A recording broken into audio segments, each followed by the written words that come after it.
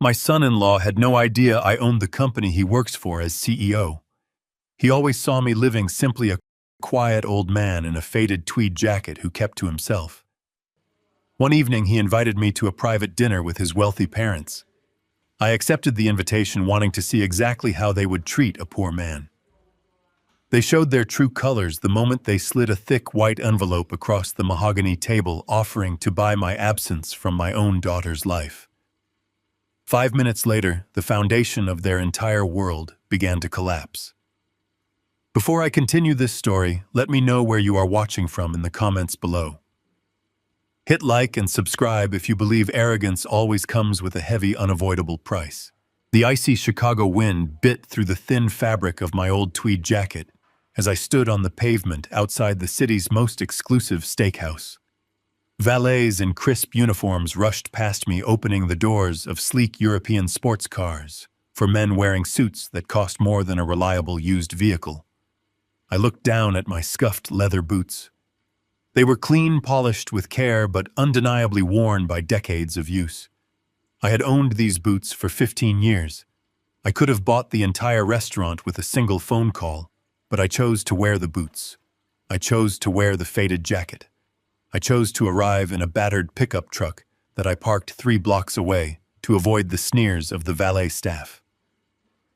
I am 69 years old, and I learned a long time ago that wealth is a quiet shield, while ostentation is a loud target. My name is Lawrence Weaver, and my life has been defined by 2 things: the logistics empire I built from nothing and my daughter Rachel.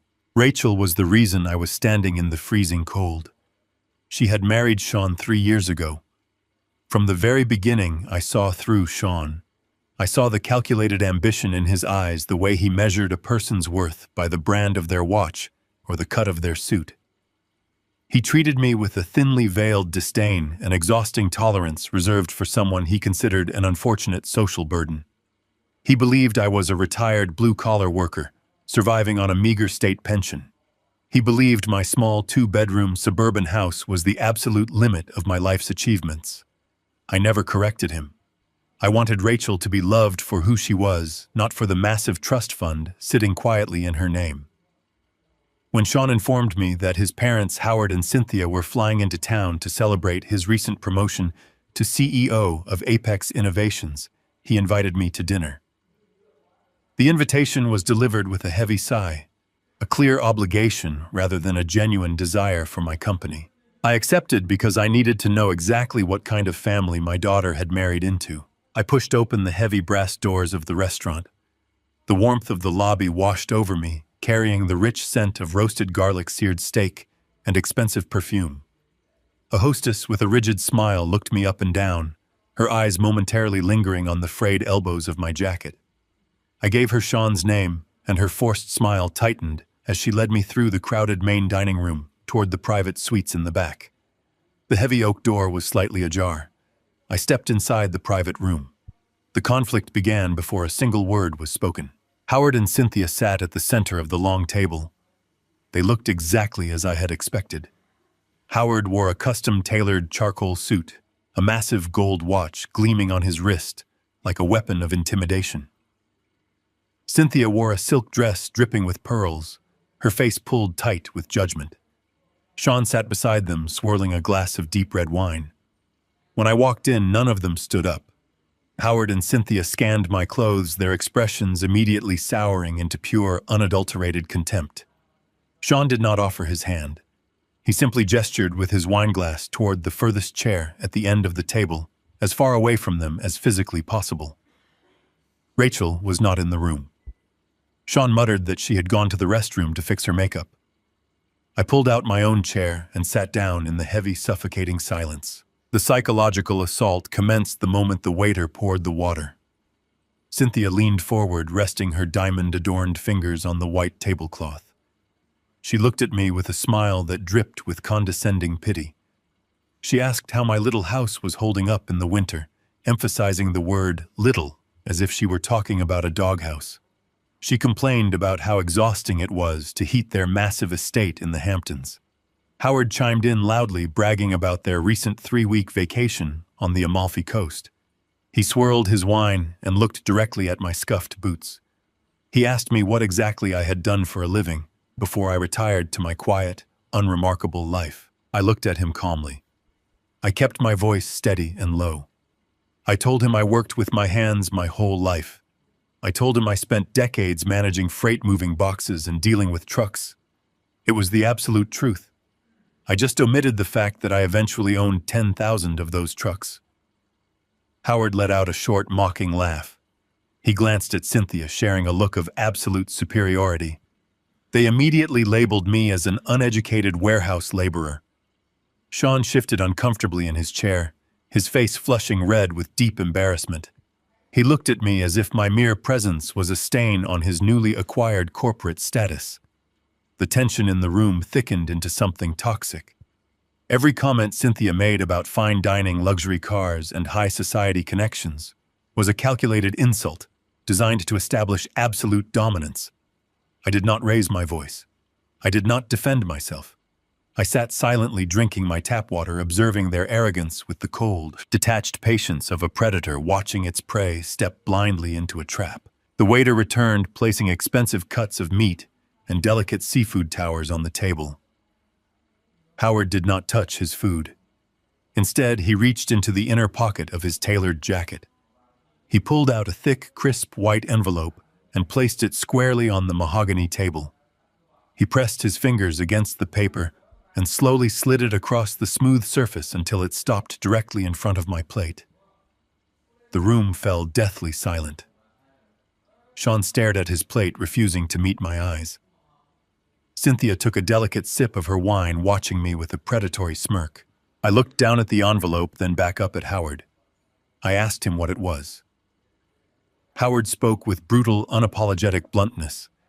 He told me there was a cashier's check inside for $20,000. He told me it was a relocation fund. The condition of the money was absolute and non-negotiable. I was to invent an excuse about my failing health or a desire for warmer weather. I was to pack up my pathetic little house and move to a low-tier retirement facility in Florida or Arizona. I was to completely remove myself from Rachel and Sean's life. My heart beat a slow, heavy rhythm against my ribs. I asked him why I would ever do such a thing. Howard leaned forward, his voice dripping with venom. He stated that Sean had just been appointed the Chief Executive Officer of Apex Innovations. He claimed that Sean was now moving in circles of extreme wealth and influence. He looked at my faded jacket with utter disgust. He told me that my visible poverty, my lack of education, and my lower-class background were social anchors dragging down Sean's rising trajectory. He said that a man of Sean's stature could not be seen associating with a man who looked like he belonged in a soup kitchen. I did not touch the envelope. I slowly turned my gaze to Sean, the boy I had allowed to marry my only daughter, the man who had taken vows to honor and respect our family. I asked Sean directly if he agreed with his father. I asked him if he truly wanted me to take this money and vanish from my daughter's life. Sean finally lifted his head. He looked me right in the eye, his face hardened by greed and unchecked ambition. He coldly agreed with his parents.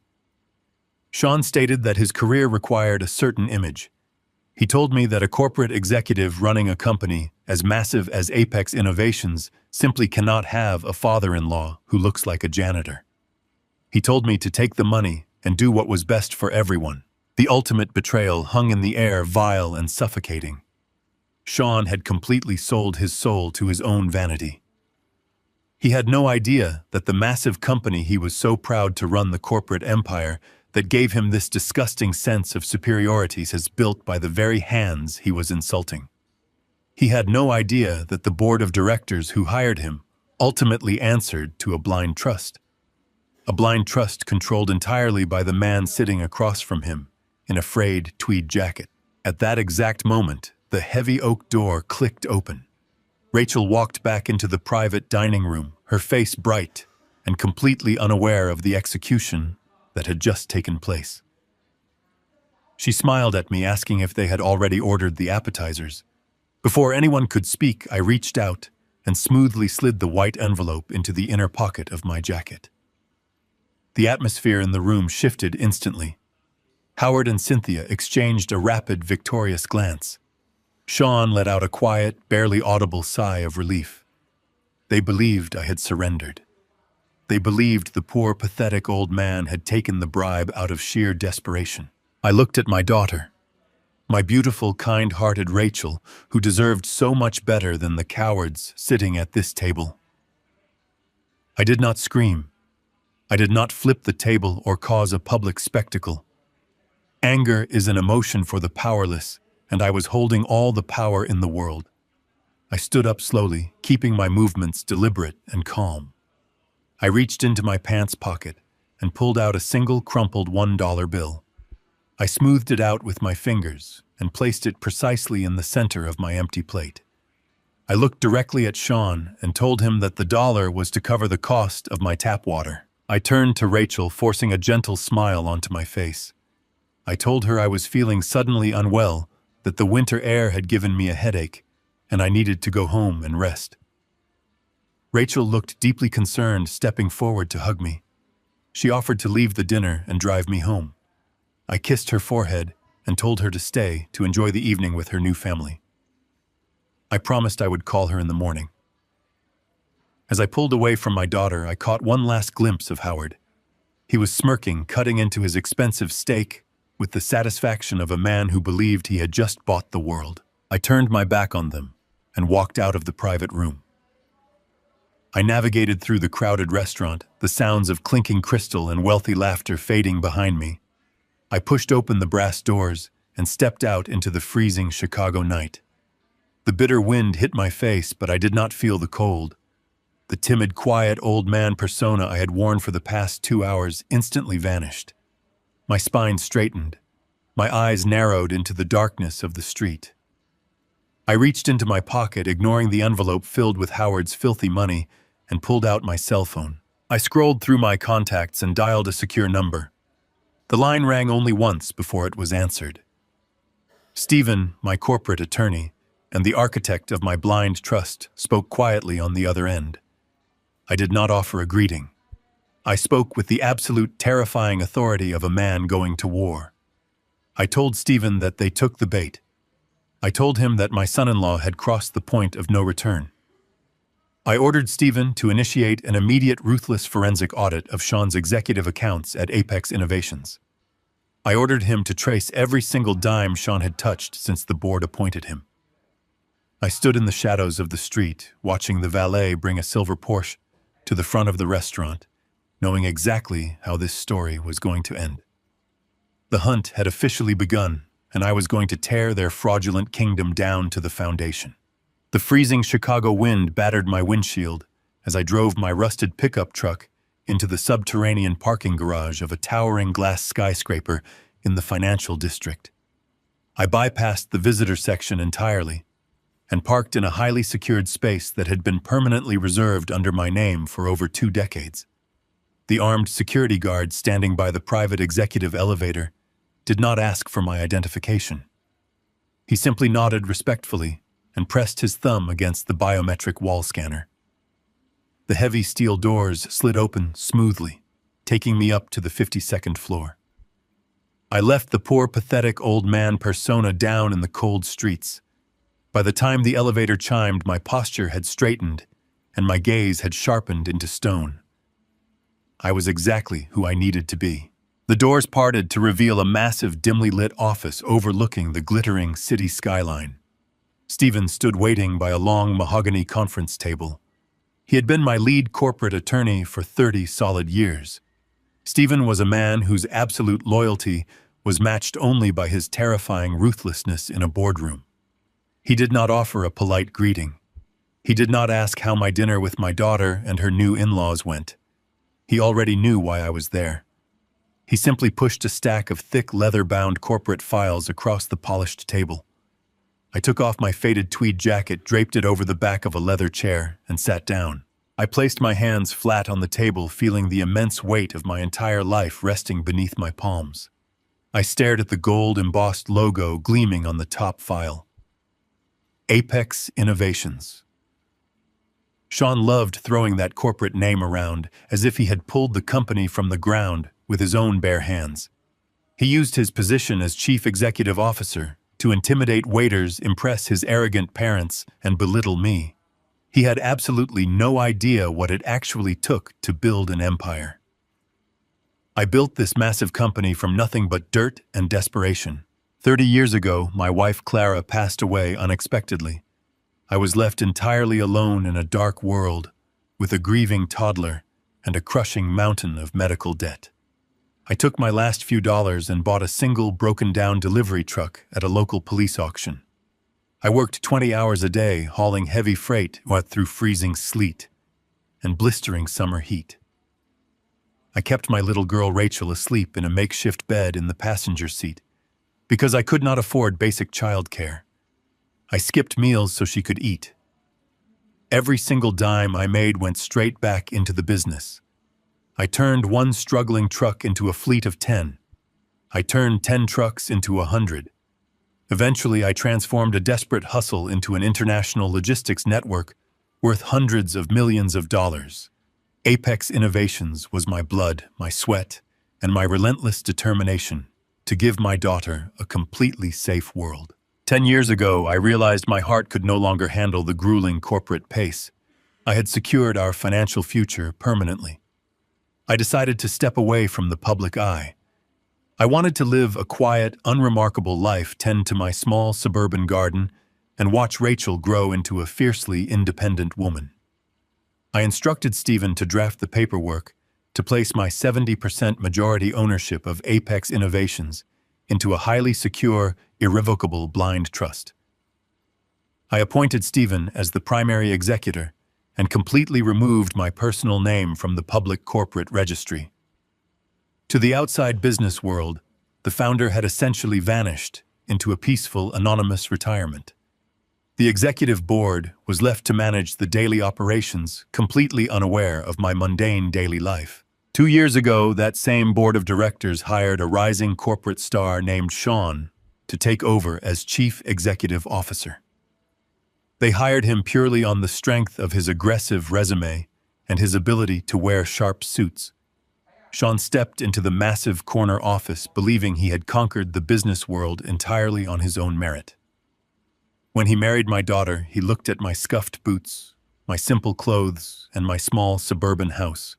He immediately categorized me as an uneducated failure. He had absolutely no idea that the massive corporation funding his luxury cars, his tailored suits, and his arrogant pride belonged entirely to the quiet old man he was actively trying to erase from his life. He thought he was the undisputed king of the castle. He was merely a hired hand, working blindly inside a fortress I built with my own hands. I looked up at Stephen. He stood silently across the table waiting for my directive.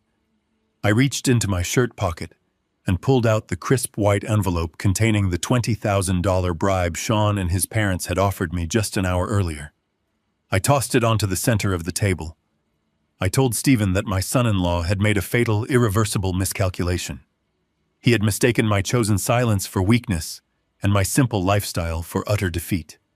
He wanted to buy my absence to protect his precious corporate image. I told Stephen it was time to show Sean exactly who owned and controlled that image. I leaned forward and gave the absolute order. I instructed Stephen to legally lift the veil of the blind trust immediately. I demanded my name be reinstated on the private executive registry. I wanted total, unrestricted access to the highest level of corporate clearance. Stephen nodded, a sharp, cold smile forming on his face. He opened his secure laptop and typed a rapid sequence of commands that instantly deactivated the decade-long anonymity shield protecting my controlling shares. The system chimed softly, confirming that Lawrence Weaver was officially back in absolute control of the board. The sleeping giant had been violently awakened by a fool who thought he was throwing stones at a ghost. The corporate wall separating my personal life from my business empire was completely shattered. But exposing my identity was only the first step. I was not just going to fire Sean. I needed to know exactly what he was doing behind my desk. I ordered Stephen to prepare the accounting team. We were going to open the books. I reached into the inner pocket of my faded tweed jacket and pulled out the crisp white envelope. I dropped it onto the polished mahogany table right in front of Stephen. The heavy thud of the paper seemed to echo in the quiet office. I told Stephen to open it. He reached out his practiced hands, sliding the cashier's check from the unsealed flap. He looked at the $20,000 and then looked up at me with a silent question in his eyes. I told him that was the exact price my son-in-law placed on my dignity. That was the amount Sean and his arrogant parents believed was sufficient to banish me to a low-tier retirement facility, completely erased from my daughter's life. They wanted me to take their money and disappear, so I would not stain their pristine corporate image. Stephen placed the check down. His expression hardened into a cold mask of professional fury. He knew the sacrifices I had made to build Apex Innovations. He knew I had skipped meals and slept in a freezing delivery truck, so Rachel could have a safe, warm bed. I leaned across the table and gave Stephen his next directive. I told him I did not just want to fire Sean. I wanted to dismantle his entire existence. I ordered a complete, ruthless forensic audit of every single executive account Sean had touched since the board appointed him chief executive officer. The nature of the conflict instantly shifted. This was no longer a personal insult dealt over expensive steaks and cheap wine. This was outright corporate warfare. Stephen did not waste a single second. Within an hour, he transformed the private boardroom into a secure command center. He brought in a team of elite forensic accountants, men and women, who specialized in tearing down fraudulent financial empires piece by piece. They were the best in Chicago, completely independent from the Apex Innovations' internal financial department. I sat at the head of the table drinking bitter black coffee, watching them boot up their encrypted servers. I handed them Sean's executive authorization codes, the very codes I had secretly granted him through the blind trust. I told the team to look for every hidden transaction, every unapproved bonus, and every shadowed expense report. I wanted them to crack open the foundation of Sean's luxurious lifestyle and show me the rot festering underneath. The accountants worked in absolute silence. The only sound in the room was the rapid, relentless clicking of keyboards. I watched the digital files populate on the massive wall monitor. Years of corporate data began to flow like a river of numbers. For 48 hours, I barely left that leather chair.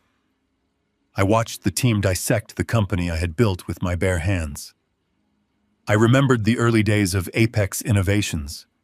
I remembered manually balancing the ledgers at my kitchen table, making sure every single driver was paid fairly, ensuring every vendor received their checks on time.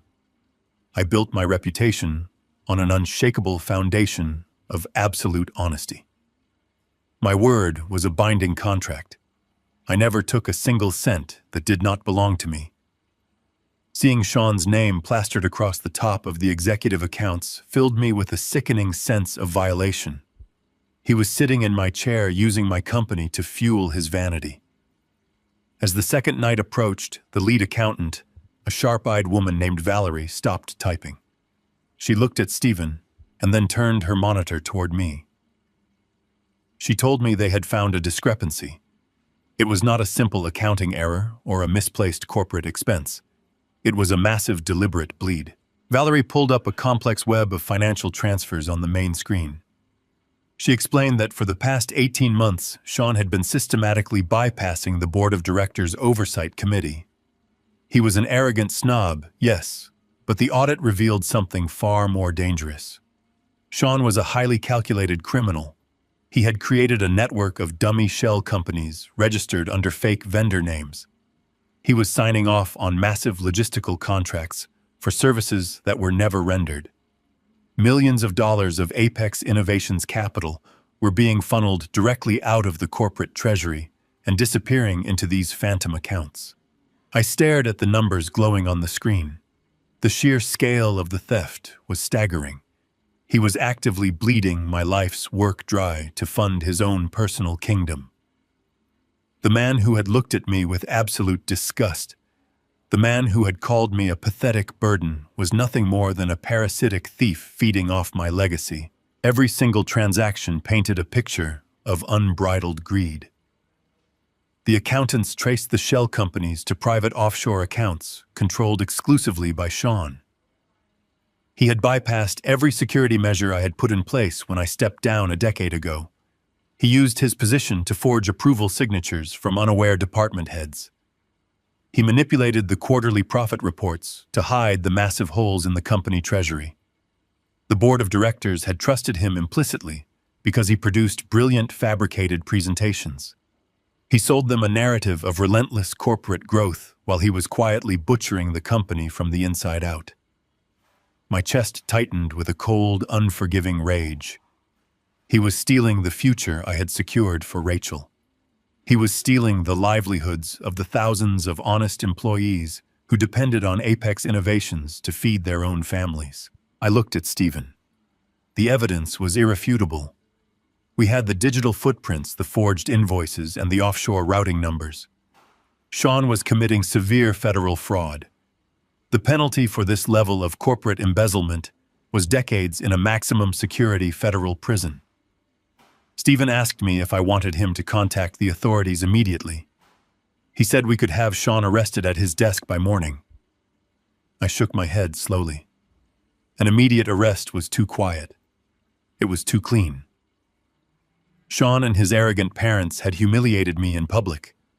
They had tried to buy my dignity and erase me from my daughter's life with a $20,000 check. They believed they were untouchable masters of the universe. I refused to let them hide behind a quiet corporate scandal. I wanted Sean to feel the exact same public humiliation he had tried to force upon me.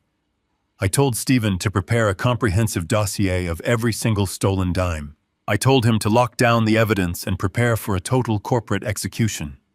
But the threat was escalating rapidly. Valerie interrupted my thoughts. She pulled up an internal corporate memo Sean had just sent to the board of directors. Sean was planning something massive, an aggressive move that would allow him to steal the rest of the company right out from under the blind trust. The war had just accelerated, and we were running out of time. Valerie's fingers flew across the keyboard, tracing the complex digital roots of the stolen millions. The offshore accounts we had discovered were not the final destination. They were merely a transit hub, a smokescreen designed to hide the true movement of the capital. She brought up a new set of encrypted banking records and displayed them on the main conference room monitor. I stood up from my leather chair and walked closer to the glowing screen. The conflict instantly shifted from a sterile corporate theft to a deeply personal violation. Sean was not hiding the money in the Cayman Islands for some future escape. He was actively funneling it back into the United States through a tangled web of supposed consulting fees, fake marketing retainers, and anonymous family trusts. The primary beneficiaries of these fraudulent trusts were Howard and Cynthia. I stared at the financial statements illuminating the dark room. The pieces of the puzzle slammed together with sickening, undeniable clarity.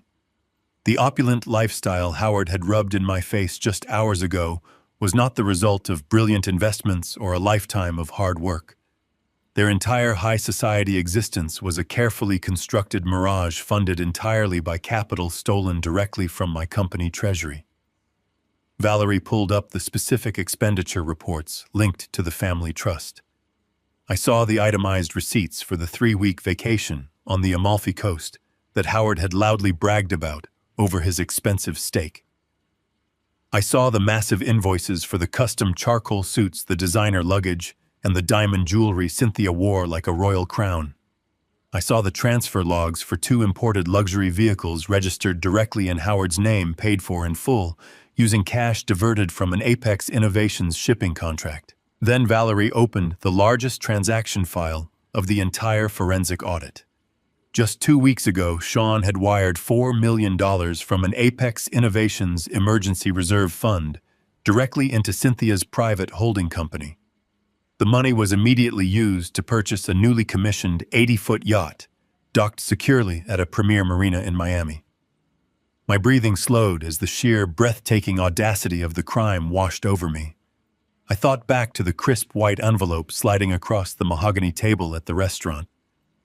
They had looked me right in the eye, and offered me a $20,000 bribe to pack up my life and disappear from my daughter's world. They had told me I was a social anchor dragging down their pristine image. The crushing irony was that the very money they used to insult my dignity had been stolen from the treasury I built with my own bare hands. They had tried to buy my absolute absence using my own life savings. A hot, violent wave of pure rage threatened to break my carefully maintained composure. I remembered the grueling early years of building Apex Innovations. I remembered sitting with my first dozen drivers in a freezing warehouse, promising them fair wages and building a secure pension fund from our very first profits so their families would never know the crippling hunger I had known. I treated the corporate treasury with absolute reverence because it represented the survival and security of thousands of honest, hardworking people. Sean was using that sacred treasury as a personal piggy bank to buy yachts for two arrogant parasites who had never worked a hard day in their miserable lives. I closed my eyes, forcing the hot anger back down deep into my chest. Anger makes a man careless, and I could not afford a single tactical mistake. I let the rage cool and solidify into a heavy, unbreakable block of calculated ice. I did not just want to fire my son-in-law anymore. Firing him would be a profound mercy. Sending him quietly to prison would allow his parents to hide the stolen assets, declare bankruptcy, and continue playing the victims of a rogue son. I wanted to completely dismantle their entire reality. I wanted Howard and Cynthia to feel the exact level of poverty, helplessness, and public humiliation they had tried to force upon me. I turned back to Staven. The brilliant attorney stood silently reading the cold determination settling over my features. I told him we were no longer just preparing a standard executive termination package. We were going to invoke federal racketeering laws. I ordered Stephen to trace every single physical asset Howard and Cynthia had purchased over the past 18 months. I wanted every car, every piece of jewelry, every vacation home, and the massive yacht legally tethered to the criminal embezzlement case. When the federal authorities finally moved in, I wanted the net to fall over the entire family simultaneously. Howard and Cynthia were not innocent bystanders, completely ignorant of their son's sudden wealth. The financial trails proved they were active accomplices, knowingly receiving stolen corporate capital through fraudulent consulting firms registered in their own names. Stephen nodded sharply, a predatory gleam in his eye. He immediately began pulling out the necessary legal mandates to freeze civilian assets linked to corporate fraud. I told him to prepare the legal guillotine with absolute precision. We were not going to strike tonight. We were going to let Sean proceed with his grand corporate merger gala this weekend. We were going to let him stand on a brightly lit stage in front of the city's elite, believing he had successfully pushed the pathetic old father-in-law out of the picture. We were going to let Howard and Cynthia wear their stolen diamonds, drink their expensive champagne, and bask in the admiration of their fake high society friends. I wanted them to reach the absolute pinnacle of their false arrogance. The higher they climbed up that pedestal of lies, the more devastating the fall would inevitably be. Valerie handed me a printed summary of the stolen funds and the linked family accounts. I folded the heavy paper and placed it in the inner pocket of my shirt, right next to the $20,000 cashier's check Howard had given me. The two pieces of paper rested against my chest, representing the complete timeline of their impending destruction. I thanked the accounting team for their relentless, brilliant work. I told them to lock the files, completely encrypt the servers, and speak to absolutely no one until I gave the signal. I grabbed my faded tweed jacket from the back of the leather chair and walked toward the private executive elevator. The sun was just beginning to rise over the Chicago skyline, casting a cold, hard light across the sleeping city. Sean truly thought he had outsmarted a foolish, uneducated old man. He believed his power was absolute. He was about to find out exactly what happens when you attempt to rob the architect of the fortress you are standing inside. I stepped into the elevator, my mind already calculating the exact sequence of events for the gala. The trap was set, the evidence was secured, and the execution was inevitable. The heavy thud of a luxury car door slamming shut echoed through my quiet suburban street. I was kneeling in the front yard packing fresh soil around a row of newly planted hydrangeas. My hands were covered in dark earth, a physical reminder of the hard work that had always grounded my life. I heard the sharp, impatient click of expensive leather shoes marching up my concrete driveway. I did not need to look up to know who had arrived unannounced. Sean cast a long, imposing shadow over my garden. He stood there in a tailored silver suit, looking at my modest single-story home as if it were an infectious disease. He did not offer a polite greeting or ask how my day was going. He merely demanded that we go inside immediately, because the neighborhood aesthetic was ruining his mood. I stood up slowly, wiping the dirt from my hands onto an old rag, and led him into the house I had bought 30 years ago to raise his wife. Sean stepped into my living room with a look of profound disgust, deliberately refusing to wipe his expensive shoes on the welcome mat. His eyes scanned the faded floral sofa, the worn brick fireplace, and the framed photographs of Rachel's childhood sitting on the mantel. He scoffed openly, clearly viewing my entire existence as a pathetic failure. He dropped a thick leather briefcase onto my small wooden coffee table, snapping the gold clasps open with aggressive force. He pulled out a stack of crisp, densely typed legal documents and threw them down in front of me. He commanded me to sit down and read. I remained standing. I looked at the papers, then looked at the man who believed his fabricated corporate title gave him the right to act like a king in my home. Sean stated that the $20,000 check his father had offered me at the restaurant was just the beginning of our arrangement. He had decided to formalize my complete removal from his life. He pointed a manicured finger at the printed pages tapping the heavy cardstock to emphasize his authority. He explained that the document was an ironclad non-disclosure agreement combined with a total renunciation of rights. I was to legally swear that I would never speak of the financial bribe his parents had offered, and I would officially renounce any future claims to Rachel's financial support. He wanted me to legally bind myself to absolute poverty and permanent silence. I asked him what would happen if I refused to sign his insulting paperwork. Sean stepped closer, invading my personal space, his voice dropping into a harsh, venomous whisper. He threatened to completely sever my relationship with my daughter. He claimed he controlled their joint finances, their living arrangements, and her entire future. He promised to make my life a living hell, ensuring I would never see Rachel or any future grandchildren if I dared to defy him. He spoke of my daughter not as a woman he loved, but as a piece of property he had acquired. He was using my own flesh and blood as a bargaining chip to secure his fragile vanity. He was holding my family hostage to protect his fraudulent corporate image. I looked down at the legal contract resting on my coffee table. I read the clauses detailing my supposed financial irrelevance and my forced isolation. A younger version of me, the man who built a massive freight empire with blistered hands and raw fury, might have broken Sean's jaw right there in the living room. I had crushed ruthless corporate rivals for far less disrespect. But I had spent decades learning the lethal power of absolute patience. I did not raise my voice. I did not show him a single ounce of anger or sorrow. I walked into the kitchen, washed the gardening soil from my hands, and dried them methodically. I returned to the living room, picked up a cheap plastic pen from the counter, and leaned over the coffee table. I signed my name at the very bottom of his extortion document. I signed it with a slow, deliberate, and chillingly calm smile. Sean snatched the papers off the table, the absolute second my pen lifted from the page. He shoved them back into his briefcase, his chest puffing out with overwhelming pride. He had come into my home and bullied an old man into submission. He felt like an untouchable master of the universe. His arrogance completely blinded him to the reality of what had just happened. He had just handed me written signed proof of his attempt to extort the majority shareholder of his own company. He had documented his own blackmail. Sean zipped his briefcase shut and walked toward the front door, his posture radiating unearned victory. Before stepping back out into the sunlight, he turned around to deliver his final, calculated insult. He announced that he was hosting a massive corporate merger gala for Apex Innovations this coming weekend.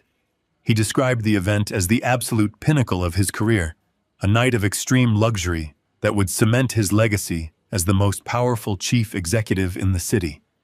He explicitly forbade me from going anywhere near the venue. He told me that my presence would be a grotesque embarrassment to his sophisticated guests.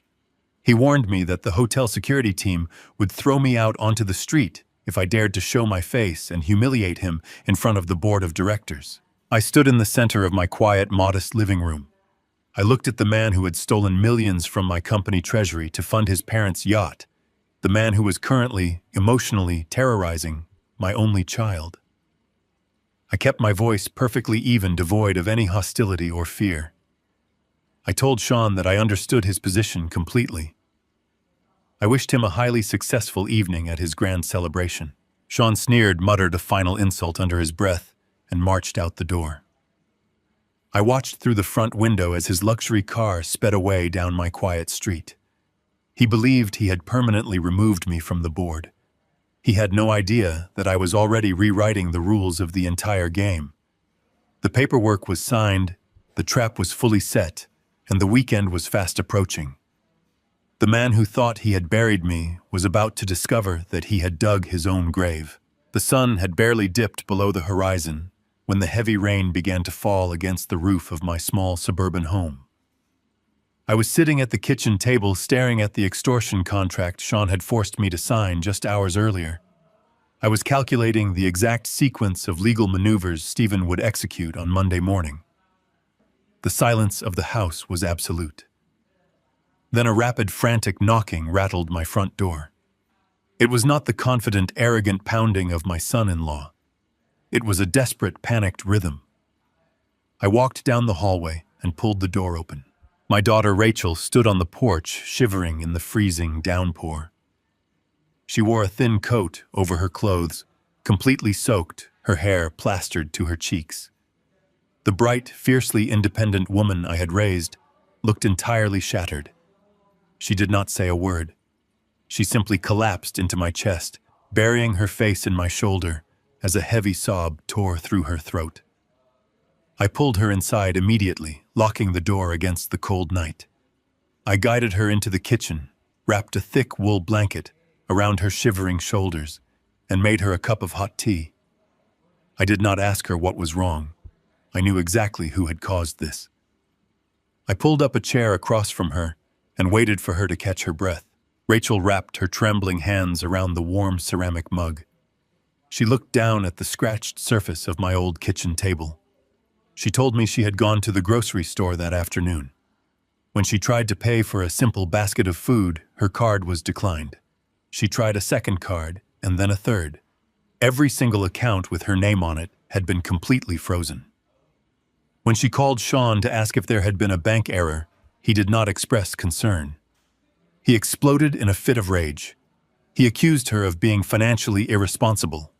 He told her she was a reckless liability to his corporate image and that he had frozen the accounts to teach her a lesson in basic discipline. My hands curled into tight fists under the table. Sean was systematically isolating her. He was cutting off her access to money to strip away her independence and force her into absolute submission. But financial isolation was only the first phase of his strategy. Rachel took a trembling breath and revealed the true reason she had fled into the storm. She told me Sean had come home from work an hour later, carrying a stack of legal documents. He had thrown them onto their kitchen island and demanded she sign them immediately. The documents were a total transfer of assets. Sean wanted her to sign over the private inheritance fund her mother had left for her. Before I built my logistics empire, before the blind trusts and the offshore accounts, my late wife Clara had received a small life insurance payout from her own parents. Clara had explicitly set that money aside for Rachel. It was a modest, untouchable safety net, designed to protect our daughter if the world ever turned against her. Sean knew about that money. He told Rachel he needed the inheritance capital to secure a bridge loan for a massive new estate they were supposedly buying in the Hamptons. He claimed it was a temporary transfer, a mere formality required by the bank to process the mortgage. When Rachel hesitated, asking to read the paperwork, first Sean became terrifyingly cruel. He called her an ungrateful burden. He accused her of not trusting his brilliance as a chief executive. He told her that if she did not sign the inheritance over to him by tomorrow morning, their marriage was effectively over. I sat in my kitchen staring at my heartbroken daughter as the final horrifying piece of Sean's grand strategy locked perfectly into place. Sean was not buying a house in the Hamptons. He was executing a total extraction protocol. Stephen's forensic audit had already proven that Sean was bleeding my company dry to fund his parents' fraudulent lifestyle and his own secret offshore accounts. Now the timeline became crystal clear. Sean knew the upcoming corporate merger gala would create a massive influx of temporary capital. He planned to use the chaos of the merger to siphon the last remaining millions from the Apex Innovations treasury. Once the merger was complete and the corporate funds were secured in his untraceable shell companies, he was going to vanish. He was going to take the company millions, take the yacht he bought for Howard and Cynthia, and completely abandon his life in Chicago. But his greed was so absolute, so entirely consuming, that he could not leave a single dime behind. He wanted Clara's money too. He intended to strip my daughter of her last remaining safety net, drain her late mother's inheritance into his offshore accounts, and then file for divorce the moment his plane landed in a country without an extradition treaty. He was going to discard Rachel like garbage, leaving her penniless, humiliated, and utterly broken. A cold, lethal calm settled over my entire body. I looked at the tears streaming down my daughter's face. My instinct as a father was to tell her everything right there in the kitchen. I wanted to tell her that I owned the building Sean worked in. I wanted to tell her that I held his entire pathetic existence in the palm of my hand.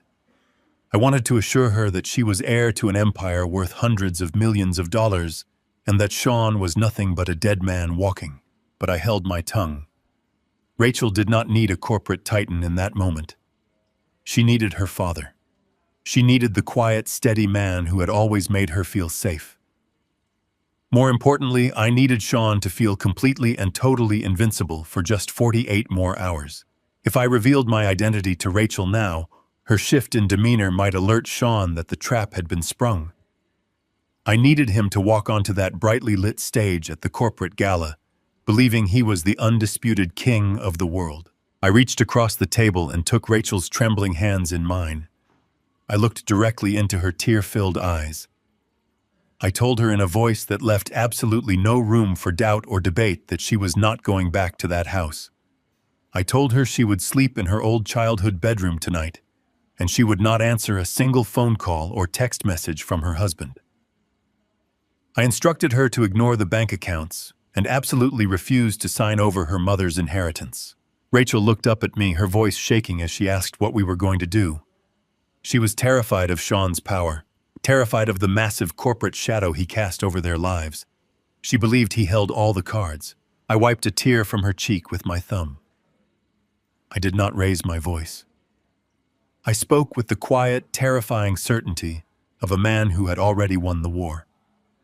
I promised her that by the end of this weekend, Sean would never be able to hurt her or anyone else ever again. I promised her that the nightmare was already over.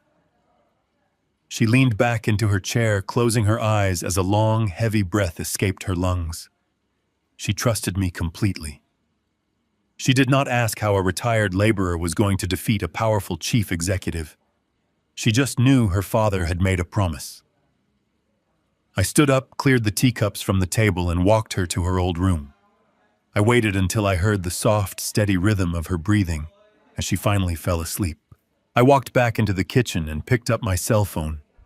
The pain I had just witnessed in my daughter's eyes erased any lingering trace of mercy I might have held for Sean or his arrogant parents. This was no longer just a corporate cleanup. This was a profound, absolute reckoning. I dialed Stephen's secure line and told him to escalate the timeline. The trap was going to snap shut at the gala, and it was going to be the most spectacular execution the city had ever seen. I left my daughter sleeping safely in her childhood bed and drove into the heart of the financial district before the sun even crested the Chicago skyline. The city was still wrapped in a cold, pre-dawn gray. I walked into Stephen's office. He was already waiting for me, perfectly groomed with a fresh pot of coffee steaming on his glass desk. There was no need for pleasantries. We both knew the timeline had accelerated. I sat down in the heavy leather chair opposite him and told him it was time to drop the hammer. I instructed Stephen to legally execute the absolute power of my majority shares. I ordered an immediate and total executive freeze across the entire corporate structure of Apex Innovations. By invoking my emergency shareholder privileges, I held the unilateral authority to lock the company's financial arteries. Stephen drafted the mandate with ruthless efficiency. The document suspended all board-level transactional power. It froze every executive account. It halted any outbound corporate wire transfers and completely paralyzed the treasury. I took a heavy black pen and signed my name at the bottom of the page. With that single signature, Sean was entirely cut off from the company vault. He just did not know it yet. The reaction within the Apex Innovations executive suite was instantaneous and beautifully chaotic. Stephen monitored the internal corporate communications from his encrypted terminal. By 9 a.m, the board of directors was in a state of absolute panic. For a decade, they had operated under the comfortable illusion that the anonymous founder was a silent, hands-off entity, content with simply collecting annual dividends. Now the ghost had suddenly awakened, slammed his fist on the table, and locked the vault. Emails flew back and forth across the secure servers in a frantic frenzy. Vice presidents were terrified. They had no idea why the founder had initiated a hard freeze. They scrambled to audit their own departments, terrified that they were the target of this sudden corporate wrath. I did not let them breathe. I ordered Stephen to issue a second, far more terrifying directive to the board. As the controlling shareholder, I formally demanded a mandatory disclosure meeting, but I did not schedule it for a mundane Tuesday morning in a sterile conference room. I scheduled it for Saturday night, right in the middle of the grand corporate merger gala Sean had so meticulously planned to celebrate his own fake brilliance. I ordered the legal department to mandate the attendance of the entire executive board, including the chief executive officer. Sean would be forced to host the very meeting that would destroy him. Stephen drafted the corporate summons with immaculate precision. He ensured my personal identity remained strictly classified under the ironclad protections of the blind trust. To Sean and the board, the summons simply came from the founder. The directive stated that the majority shareholder would emerge from anonymity to personally address the executive team regarding the future of the company. It was an offer the board could not possibly refuse, and a command Sean could not legally ignore. He was legally bound to provide the stage for his own execution, but the corporate maneuvers were only half the battle. Firing Sean was a simple business decision. Sending him to a federal penitentiary was a moral obligation. I watched Stephen pick up his secure landline and bypass local law enforcement entirely. He contacted the lead investigator at the Federal Bureau of Investigation Financial Crimes Division. Stephen had spent the last 48 hours packaging the forensic audit into a bulletproof federal dossier. He spoke quietly into the receiver, laying out the absolute devastation of Sean's crimes. Stephen detailed the dummy shell companies. He listed the forged vendor invoices. He provided the exact routing numbers showing millions of dollars systematically siphoned to purchase luxury yachts and European vacations for Howard and Cynthia. The federal agents did not need convincing. The paper trail we provided was absolute and undeniable. It painted a clear picture of a greedy executive treating a multinational corporation like his own personal piggy bank. Stephen coordinated the exact timing of the raid. The federal authorities agreed to have a tactical white-collar crime unit waiting silently in the service corridors of the hotel during the gala. They would remain completely out of sight until the trap was sprung. They would move in the absolute second I laid the evidence bare on the stage. I stood by the floor-to-ceiling window of Stephen's office, looking down at the bustling financial district.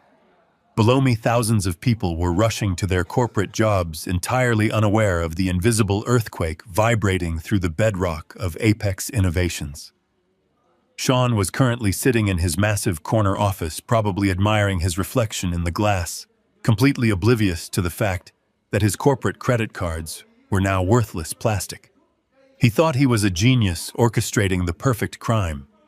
He thought he could steal from my company, break my daughter's heart, and throw $20,000 in my face to secure his flawless victory. He believed he was untouchable because he wore a designer suit and held a fabricated title. He had no idea that true power does not reside in a title or a tailored jacket. True power is the ability to dismantle a man's entire universe without raising your voice.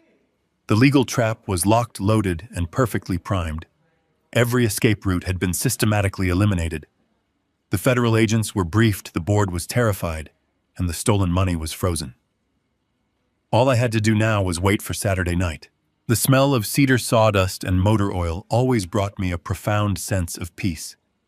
It was late Wednesday afternoon, and I was standing in the middle of aisle 4 at Miller & Sons Hardware. I wore my faded denim work jeans, scuffed leather boots, and a heavy flannel shirt that had seen better decades. I was loading 50-pound bags of organic potting soil onto a heavy metal flatbed cart. My hands were calloused and stained with dark earth. I have always believed that a man needs to keep his hands in the dirt to remember exactly where he came from. Building Apex Innovations into a multinational powerhouse had required me to wear custom-tailored suits and sit in sterile glass boardrooms for years, but I never forgot the raw, honest labor that laid the absolute foundation of my life. I hauled the 6th heavy bag onto the cart, feeling the familiar, satisfying ache in my shoulders. I pushed the squeaking cart toward the front registers, enjoying the quiet rhythm of a simple afternoon. The local hardware store was my sanctuary. It was a place where people valued hard work over empty words and flashy titles. I was standing at this checkout counter pulling my worn leather wallet from my pocket when a shrill, completely out-of-place voice shattered the quiet atmosphere of the store. I turned my head slowly. Howard and Cynthia were standing just inside the automatic sliding doors. They looked absolutely ridiculous in this environment. Howard wore a pristine cream-colored cashmere sweater draped over his shoulders, paired with spotless white loafers that had clearly never touched a single speck of real dirt. Cynthia was wrapped in a tailored silk trench coat, clutching a designer handbag that cost more than the cashier standing in front of me made in 6 months. They were entirely out of their element. They were likely lost looking for an upscale garden boutique in the neighboring affluent suburb and had wandered in here by mistake. Howard spotted me almost instantly. His eyes swept over my dirty work boots, my faded flannel shirt, and the heavy bags of soil stacked on my metal cart. A cruel, predatory smile stretched across his face. He nudged his wife and pointed a manicured finger directly at me. Howard strutted over to my checkout lane, pulling Cynthia along by her expensive silk sleeve. He did not bother to lower his voice or respect the quiet nature of the store. He wanted the cashier, an older gentleman named Arthur, who I had known for 15 years, to hear every single word. Howard looked at the heavy bags of dirt and let out a loud theatrical laugh that echoed off the high warehouse ceiling. He told me it was incredibly fitting to see me dressed like a vagrant hauling fertilizer. He said it was exactly the kind of pathetic, low-level existence I was destined for now that his brilliant son was permanently running my company. I stood completely still. I did not clench my fists. I did not raise my voice or offer an angry rebuttal. I simply looked directly into Howard's arrogant eyes. I thought about the massive 80-foot yacht docked in Miami that he was currently enjoying, a yacht purchased entirely with stolen corporate funds. He was a parasite mocking the very host that was feeding him. Cynthia stepped forward, her heavy, expensive perfume creating a nauseating cloud that completely overpowered the honest smell of the hardware store. She looked at me with an expression of absolute unvarnished disgust. She loudly announced that it was a true blessing I was finally accepting my proper place in the world. She bragged that Sean was going to completely redefine Apex Innovations this weekend and erase every trace of my outdated blue-collar influence. She practically vibrated with malicious joy as she described the upcoming corporate merger gala. She told the entire front of the store that her son was about to become the most powerful chief executive in the state. She bragged about the imported champagne they were going to drink, the celebrity guest list they had curated, and the brilliant, luxurious future her family was stepping into. She looked down at my scuffed work boots and reminded me that people of my low class belong exactly where I was standing, covered in dirt and completely forgotten by high society. She told me to enjoy playing in the mud while the real masters of the universe built a lasting legacy. Howard chuckled smoothly, adjusting his cashmere sweater, adding that they would be sure to toast to my miserable retirement while they were sailing on their new boat. I listened to every single insult without breaking eye contact for even a fraction of a second. I did not offer them the satisfaction of a reaction. I did not defend my legacy or justify my clothing. I just let them talk. I let them dig their own graves with their own arrogant, careless words. They thought they were humiliating a defeated old man in public. They had absolutely no idea that they were speaking to the architect of their impending destruction. Every cruel word that fell from Cynthia's lips only reminded me of the tears streaming down my daughter Rachel's face the night before. Rachel had stood shivering in my kitchen, her credit cards frozen, and her inheritance threatened by the very family now mocking me. That memory fueled a cold, lethal calm deep inside my chest. Their arrogance was blinding them to reality. The federal agents were already briefed, the corporate trap was fully set, and the legal documents were signed. Every insult they hurled at me in this hardware store only sealed their absolute doom. I turned my attention back to Arthur, the cashier, who was looking at Howard and Cynthia with silent professional disdain. I handed him 3 crisp $100 bills to cover the cost of the organic soil. I told him in a warm, steady voice to keep the remaining change and buy his wonderful grandchildren something nice for the weekend. Arthur nodded respectfully, totally ignoring the 2 loud, obnoxious clowns standing behind me. He handed me my receipt and wished me a good day. I grabbed the heavy metal handle of my flatbed cart and pushed it right past Howard and Cynthia. I did not say a single word to them. I did not give them a parting glance. I just walked steadily out the sliding glass doors and into the bright afternoon sun. I loaded the heavy bags of soil into the back of my old reliable truck, feeling the weight of the earth in my hands. The storm was coming on Saturday night, and I was entirely prepared to watch it wash them all away. The grandfather clock in the hallway chimed midnight, its heavy brass pendulum swinging with a relentless mechanical rhythm. I sat alone at my small kitchen table, surrounded by the absolute silence of a sleeping suburban neighborhood. The stark white glow of a single overhead lamp illuminated the dense stacks of legal documents spread out before me. Tomorrow night was the grand corporate merger gala. Tomorrow night, Sean believed he would cement his legacy as an untouchable corporate titan. I slowly turned the page of the forensic audit, tracing the columns of stolen millions with the tip of my pen. There was a profound, almost terrifying stillness in my chest. The anger that had burned so violently over the past week had entirely burned itself out.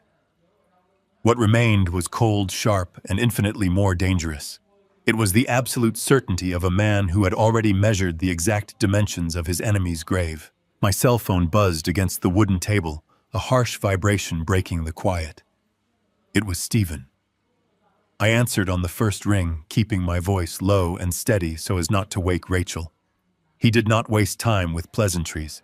He told me the federal snare was officially armed. The lead investigator at the Financial Crimes Division of the Federal Bureau of Investigation had personally reviewed the final dossier we submitted. The evidence of forged invoices, offshore routing numbers, and dummy shell companies was absolutely irrefutable. Stephen confirmed that a tactical unit of federal agents would be arriving at the hotel tomorrow evening in unmarked vehicles. They would position themselves in the service corridors, the underground parking garage, and the private security rooms long before the first guest even arrived.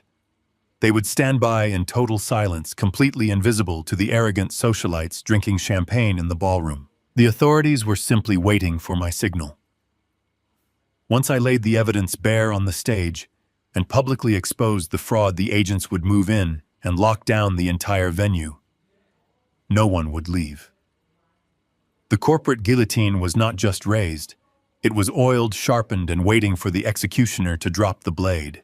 I thanked Stephen for his flawless work and ended the call. I gathered the audit summaries, the bank transfer logs, and the photographic evidence of Howard and Cynthia's luxury purchases. I squared the edges of the thick stack of papers and placed them inside a heavy dark leather portfolio. I ran my hand over the smooth grain of the leather. This folder was not just a collection of corporate data. It was a lethal weapon forged in the fires of their own unbridled greed. It contained the absolute proof of Sean's parasitic theft and Howard's eager knowing complicity. It was the exact financial mechanism they had used to fund their opulent fake high society lifestyle, and it was the very instrument that would now drag them down into public ruin. I snapped the brass clasp of the portfolio shut. The metallic click was as final as a prison cell door locking into place. There was absolutely no room left for mercy. Mercy was a privilege reserved for those who simply made mistakes. Sean and his parents had not made a mistake. They had made a calculated predatory choice to destroy my family for their own vanity. I left the portfolio on the table and walked down the quiet hallway to my bedroom. I opened the door to the deep cedar closet and reached all the way to the back. I pulled out a heavy protective garment bag that had not seen the light of day in exactly 10 years. I unzipped the canvas, carefully revealing a bespoke midnight blue suit tailored from the finest Italian wool. I had commissioned this suit for the evening I officially retired and handed the reins of Apex Innovations over to the board of directors. It was the armor of the founder. For a decade, I had been content to wear faded denim and scuffed work boots, allowing the corporate world to forget the man who had built their empire from the dirt up. I had embraced the quiet life, genuinely believing my battles were over. But Sean and Howard had demanded a war. They had explicitly forced the architect of their fortress to return to the battlefield. I carried the suit to the ironing board standing in the corner of the room. I plugged in the iron and waited for the heat to rise, watching the steam curl into the cool air. I laid the midnight blue trousers across the board and began to press the fabric with slow, meticulous precision. The rhythmic hiss of the steam and the smooth glide of the hot iron grounded me. It was a simple, repetitive task, but it felt deeply ceremonial. With every pass of the iron, I smoothed away the humble, invisible old man they had so openly mocked in the hardware store.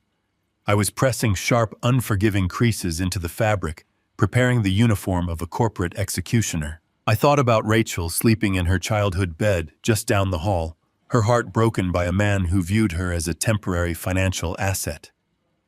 I thought about the sheer arrogance of Sean storming into my living room, demanding I sign away my dignity and my daughter's inheritance. I thought about Howard laughing at my dirty hands while wearing clothes bought with my stolen money. Every single memory fed the cold machinery of my resolve. They believed they were the masters of the universe, standing at the very top of a glittering mountain. They had absolutely no idea that the mountain they were standing on was a volcano, and I was holding the detonator. I hung the perfectly pressed suit on a heavy wooden valet stand by the window. The rich, dark fabric seemed to absorb the ambient light in the room, radiating a silent, heavy authority. Beside it, I placed a crisp white dress shirt and a silver silk tie. I polished a pair of black Oxford shoes until they gleamed like dark mirrors, erasing every speck of the gardening soil Howard had found so incredibly amusing. The physical transformation was nearly complete. Tomorrow evening, the pathetic low-class father-in-law they so deeply despised would vanish forever. In his place, the absolute majority shareholder of Apex Innovations would walk through the gilded doors of their exclusive gala. I walked back into the kitchen and turned off the overhead lamp, plunging the room into darkness. The leather portfolio rested on the table, a dark silhouette against the polished wood. The collision course was irrevocably set. Physics and consequence were now in total control. Sean had built his entire kingdom on a foundation of lies, theft, and profound disrespect. Tomorrow night, the gravity of his own actions would come crashing down upon his head. He wanted a grand spectacle to solidify his legacy in front of the city's elite. I was going to give him exactly what he wanted. I was going to give him an audience. I stood in the quiet shadows of my home, staring out the window at the empty street. I did not feel a single trace of fear or hesitation. I was completely ready. The long game of patience and silence was officially over. Tomorrow the whole world would hear the sound of the falling blade. The grand ballroom of the city hotel was a cathedral of glass and gold. A massive crystal chandelier hung from the vaulted ceiling, casting a warm, fractured light over a sea of tuxedos and designer gowns. The air was thick with the scent of expensive orchids and imported champagne. A string quartet played a seamless classical melody from a raised platform in the corner, providing the perfect soundtrack for the illusion of total success. This was the pinnacle of high society, a carefully curated collection of politicians, bank executives, and industry leaders. To the untrained eye, it was a celebration of corporate triumph. To me, it was a crime scene. Every shimmering light, every velvet drape, and every silver platter of caviar had been paid for by the lifeblood of Apex Innovations. Just an hour prior, I had stood in the quiet sanctuary of my modest living room, reviewing the final legal documents one last time. Stephen had called on a secure line to confirm the trap was fully primed. The Financial Crimes Unit of the Federal Bureau of Investigation had meticulously reviewed the audit dossier we provided. They had traced every forged invoice and every offshore shell company directly back to Sean. Stephen assured me that federal agents were currently on standby, positioned in the service corridors and completely invisible to the wealthy guests inside. There was absolutely no room left for mercy. I had spent the last hour in my bedroom, meticulously ironing the bespoke midnight blue suit I had kept hidden in a cedar closet for 10 years. It was the armor of the founder, a garment I had commissioned for the night I originally retired. As I slipped the heavy wool jacket over my shoulders, the humble, invisible old man vanished. I picked up the dark leather folder containing the absolute proof of Sean's theft and Howard's complicity. The collision course was irrevocably set. Now I stood in the shadowed alcove of the mezzanine balcony, completely out of sight, watching the floor with the cold precision of a predator observing its prey. Sean was standing in the exact center of the room, holding a crystal flute of champagne as if it were a royal scepter. He was surrounded by a tight circle of senior board members and wealthy investors. He threw his head back and laughed at a joke, his teeth gleaming under the lights. His tailored tuxedo fit him flawlessly, projecting an aura of untouchable power. He looked like a man who had conquered the world. He was playing the role of the visionary chief executive, utterly blind to the fact that his corporate credit cards had been frozen and his executive authority had been stripped away by my hand over 24 hours ago. He was a ghost haunting his own celebration, acting like an invincible king while standing on a trapdoor. A few yards away from Sean, Howard and Cynthia were putting on a sickening display of their own. They glided through the crowd of dignitaries like royalty, inspecting their subjects. Howard was aggressively patting the shoulder of a prominent city alderman, leaning in close to whisper some fabricated tale of his financial prowess. He wore a diamond-studded watch on his wrist, a timepiece I knew for an absolute fact was purchased using funds diverted from our logistics payroll. Cynthia was even worse. She paraded a heavy diamond necklace that caught the light. With every step she took, her silk gown trailing behind her. She was introducing herself to the wives of our largest shareholders, acting as if she were the matriarch of an established dynasty. They were flaunting their stolen wealth, intoxicated by the attention drinking, in the respect of people who would not even look their way if they knew the truth. They were completely insulated by their own arrogance. They did not notice the silent, broad-shouldered men standing near the service exits wearing earpieces. They did not see the federal agents waiting in the shadows. I checked the gold pocket watch Clara had given me on our 20th anniversary. The time for observation was over. The mandatory shareholder disclosure meeting I had secretly forced the legal department to schedule was set to begin in exactly 3 minutes. I turned away from the balcony and walked down the sweeping carpeted staircase toward the main foyer. With With every step I took, the weight of the past week fell away. The crisp, heavy wool of the midnight blue suit pulled perfectly across my shoulders, demanding respect and projecting absolute, uncompromising authority. The physical transformation was striking. I was no longer the pathetic, uneducated father-in-law they had mocked in the hardware store. I was the architect. I was the absolute majority shareholder of Apex Innovations, and I was about to reclaim my throne. I reached the bottom of the staircase and stepped onto the marble floor of the grand foyer. Two massive, heavy mahogany doors separated me from the ballroom. I did not pause or hesitate. I did not wait for an invitation. I placed both hands firmly against the polished wood and pushed the heavy doors open with a forceful, echoing crack. The heavy thud of the mahogany doors striking the walls instantly cut through the ambient noise of the gala. The string quartet missed a beat, the high notes faltering as the musicians looked toward the entrance. A ripple of silence washed over the room, starting from the back and moving rapidly toward the center. Hundreds of heads turned to see who had dared to interrupt the meticulous flow of the evening. I stepped into the brilliant light of the ballroom. I did not walk with the slow, shuffling gait of a retired old man. I moved with long, deliberate strides, my posture completely straight, my eyes locked dead ahead.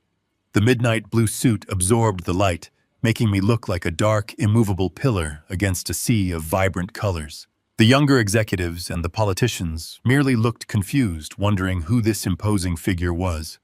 But the older board members, the men and women who had been with Apex Innovations since the early days, recognized me instantly.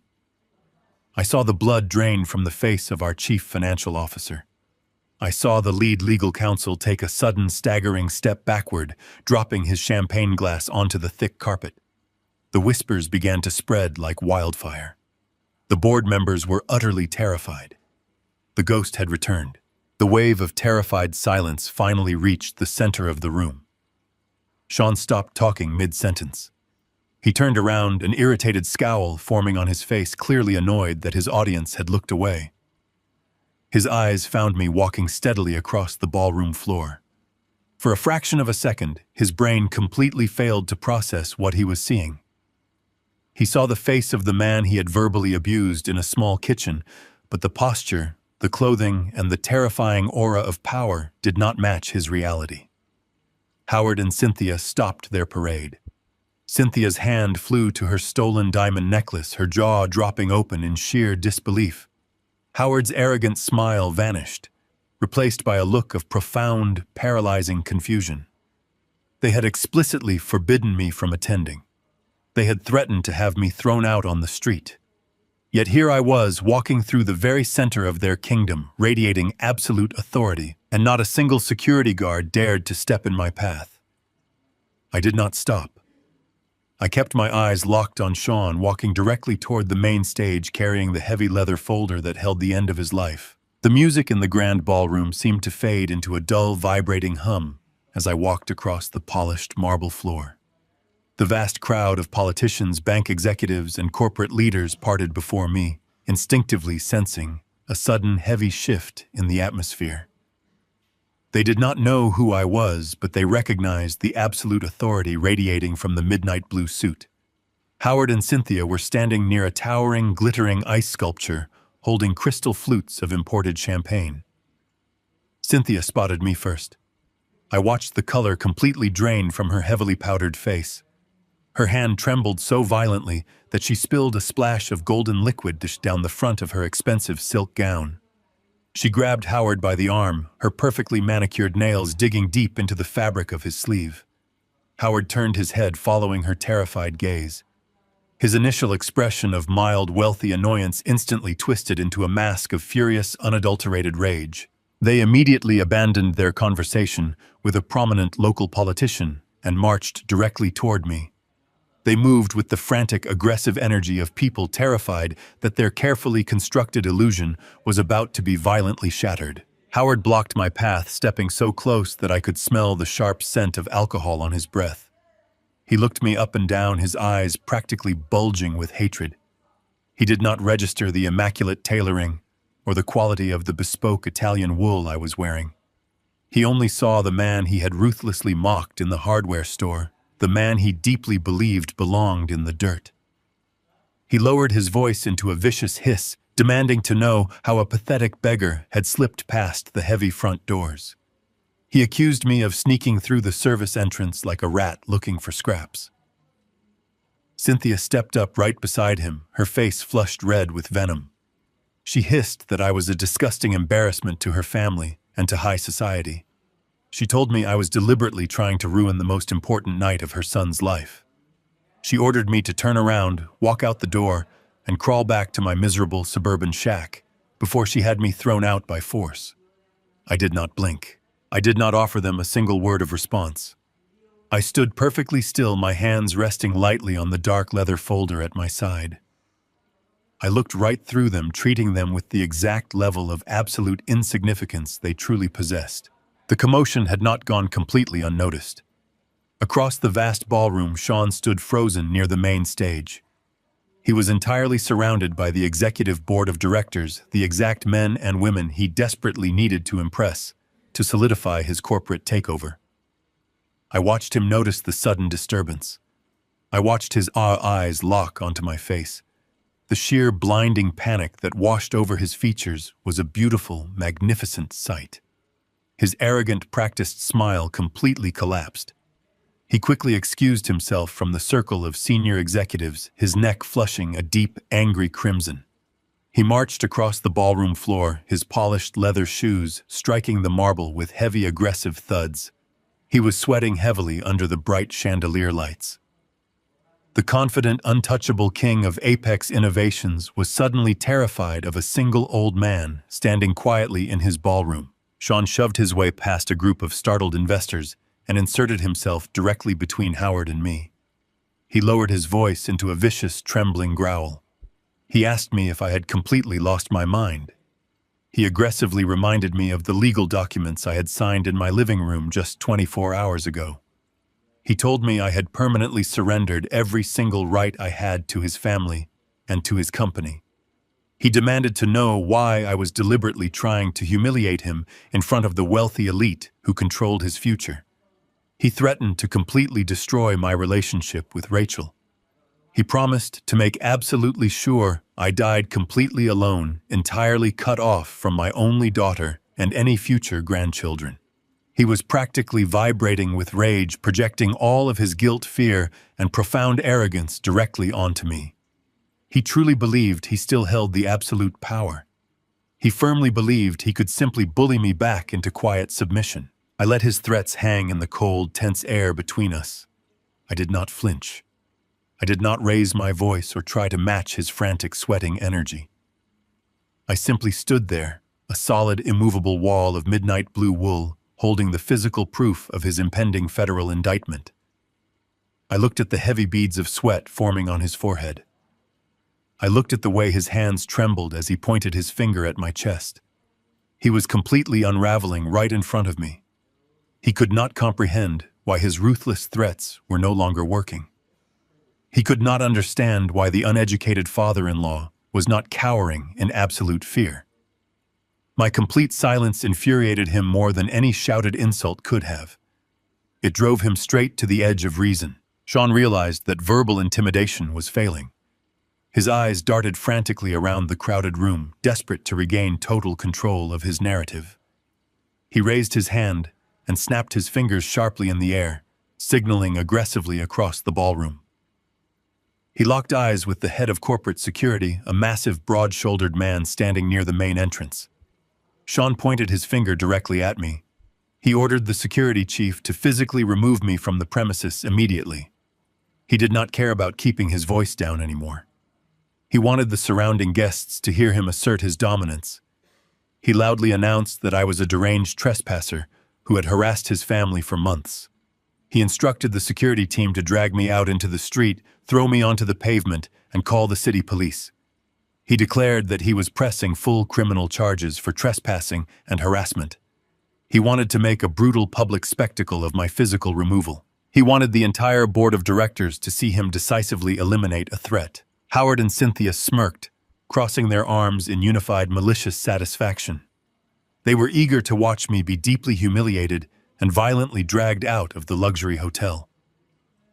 The head of security began to move. He was a veteran professional, a man I had personally approved for hire over a decade ago to protect the Apex Innovations corporate headquarters. He marched across the floor, his face an unreadable mask of strict duty. Two other large guards flanked him, moving in tight formation to execute the extraction. The wealthy crowd parted completely, stepping back to avoid the impending physical altercation. Sean sneered at me, whispering that my pathetic little rebellion was officially over. He told me I was about to spend the rest of the night rotting in a concrete holding cell. I kept my breathing slow and perfectly even. I did not take a single step backward. I kept both hands firmly planted on the dark leather folder. The head of security reached our group. He raised his heavy hand, preparing to grasp my shoulder and physically force me toward the exit. Sean stepped back proudly, giving the guards room to do their violent work. But the heavy hand never touched my suit. Before the security chief could make contact, a tall, immaculate figure stepped smoothly out from the shadows of the nearby mezzanine pillar. It was Stephen. My chief legal counsel moved with the silent, predatory grace of a man who owned the entire battlefield. He did not shout. He did not run. He simply walked into the exact center of the confrontation and stood directly beside me. The head of security stopped dead in his tracks. His heavy hand froze completely in midair. The veteran guard recognized Stephen instantly. Every senior employee in the Apex Innovations Security Division knew that Stephen was the sole earthly representative of the anonymous founder's blind trust. Stephen was the absolute highest legal authority in the entire corporate structure, completely superseding the chief executive officer. The security chief looked at Stephen, then looked at me, standing calmly by his side, wearing the bespoke suit and holding the heavy executive portfolio. The realization hit the security professional like a physical blow. He instantly understood the catastrophic magnitude of the situation. He recognized the true absolute chain of command. The massive man immediately lowered his hand. He took a deliberate step backward, squared his broad shoulders, and bowed his head respectfully toward me. He did not look at Sean. He did not acknowledge Howard or Cynthia. The absolute authority of the room had just violently shifted, and Sean was left standing completely exposed in the wreckage of his own shattered reality. Stephen did not wait for the security chief to fully retreat. He turned his back on the trembling guards and walked purposefully toward the grand stage at the far end of the ballroom. His footsteps were completely silent on the thick carpet, but the crowd instinctively parted for him. People recognized the chief legal counsel of the Blind Trust. They knew his presence meant corporate business of the highest magnitude. The string quartet was still playing a soft classical piece in the corner of the room. They were completely oblivious to the tectonic shift that had just occurred on the floor. Stephen climbed the 3 short steps to the stage. He approached the sleek silver microphone standing in the center. He reached out and tapped the metal mesh twice with his index finger. The sharp, amplified sound echoed like a gunshot across the cavernous room. The musicians jumped in their seats. The cellist dragged his bow harshly across the strings, producing a discordant screech before the music abruptly died. The sudden silence was absolute and suffocating. Hundreds of conversations ceased in the exact same second. The clinking of crystal glasses and the soft murmur of high society networking were instantly replaced by a thick, heavy anticipation. Every eye in the luxurious ballroom was fixed on Stephen. He adjusted the microphone and looked out over the sea of wealthy investors, politicians, and corporate executives. He did not smile. His voice was a calm, resonant baritone that carried the undeniable weight of federal law. He formally announced that he was calling an emergency mandatory shareholder disclosure meeting to order. A ripple of confusion washed over the crowd. Gala dinners were meant for clinking glasses and celebrating corporate mergers, not executing emergency corporate bylaws. A few board members began to exchange nervous glances. They understood the legal terminology Stephen was using. They knew that a mandatory shareholder meeting could only be invoked under circumstances of severe financial peril or executive misconduct. Stephen continued without a single pause. He stated that under the specific provisions of the corporate charter, the absolute majority shareholder possessed the unilateral right to freeze all executive actions and address the board of directors at any time. He announced that for the first time in a decade, the anonymous founder of Apex Innovations had chosen to step out of the shadows. The founder had seen the internal rot spreading through his company and had arrived to personally correct the course. The founder was currently standing in this very room. Sean let out a loud theatrical scoff that carried clearly in the quiet room. He adjusted his expensive silk tie and puffed out his chest. He was completely oblivious to the reality closing in around him. He genuinely believed this was simply a dramatic corporate stunt. He thought it was a surprise introduction, organized by the elusive billionaire to publicly bless the upcoming merger and validate his leadership. Sean looked eagerly around the room. He scanned the crowd of older wealthy men in custom tuxedos searching for a face he could charm. He prepared his most winning charismatic smile. He thought he was about to shake hands with a legendary business titan and welcome him to the stage as an equal. He assumed the founder would pat him on the back and praise his brilliant mind in front of the entire city. He was already planning the press release that would follow this momentous occasion.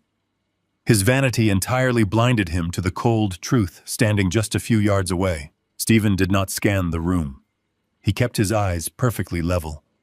He raised his right hand and pointed a single steady finger directly at me. The crowd collectively turned their heads following the invisible line from the stage to where I stood in my midnight blue suit. I felt the weight of 1,000 eyes hit me all at once. I did not rush. I tightened my grip on the heavy leather folder containing the forensic audit. I began to walk toward the stage. The crowd parted before me like water giving me a wide berth. Every step I took was measured and deliberate. I was no longer the dirty man buying soil at the hardware store. I was no longer the quiet, agreeable father-in-law they could safely ignore and abuse. I was the architect of the very floor they were standing on. I walked past the terrified faces of the senior vice presidents who recognized the shift in power. I walked past the silent federal agents waiting near the exits, knowing they were simply waiting for me to speak the words that would authorize their arrest warrants.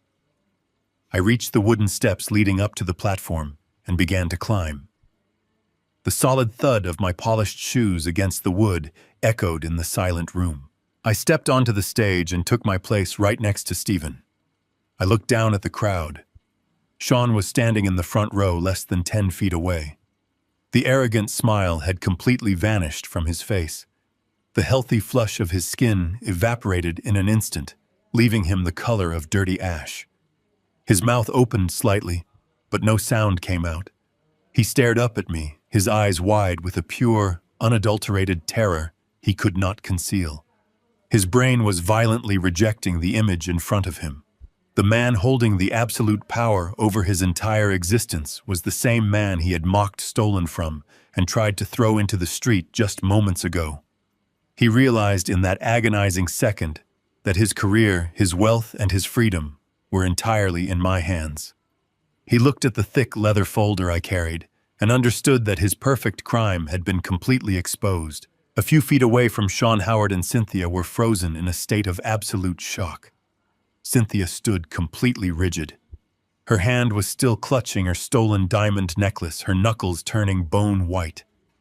She looked at my bespoke suit and the undeniable authority I commanded on the stage. The horrible realization that she had just spent 30 minutes publicly insulting the billionaire founder of the company crashed over her like a physical wave. Howard looked like he was going to be violently ill. He swayed slightly on his expensive Italian loafers. The smug, predatory sneer he had worn all evening was replaced by the terrified stare of a trapped animal. They had spent years building a fake dynasty on the back of my quiet labor. They had believed I was weak simply because I was kind.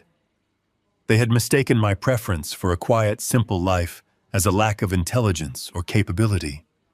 Now the absolute foundation of their stolen empire was dissolving under their feet. The millions of dollars they had siphoned, the luxury cars, They drove the exotic vacations they flaunted, were all about to be catalogued as federal evidence. The silence in the ballroom stretched out tense and heavy with impending devastation. I stood at the center of the stage looking out over the empire I had built from nothing. I stepped up to the sleek microphone, opened the heavy leather folder, and prepared to dismantle their world completely. I stood at the polished acrylic podium and looked out over the sea of terrified faces. The silence in the grand ballroom was so absolute that I could hear the faint hum of the stage lights above me. I did not raise my voice. I did not need to shout. True power does not require volume. It requires absolute, unshakable certainty. I leaned into the silver microphone, and my voice echoed through the cavernous space with terrifying corporate precision. I welcomed the board of directors, the shareholders, and the distinguished guests to this mandatory emergency disclosure meeting. I told them that for the past decade I had entrusted the daily operations of Apex Innovations to a new generation of leadership. I had believed in their vision and their integrity. But trust without verification is simply foolishness.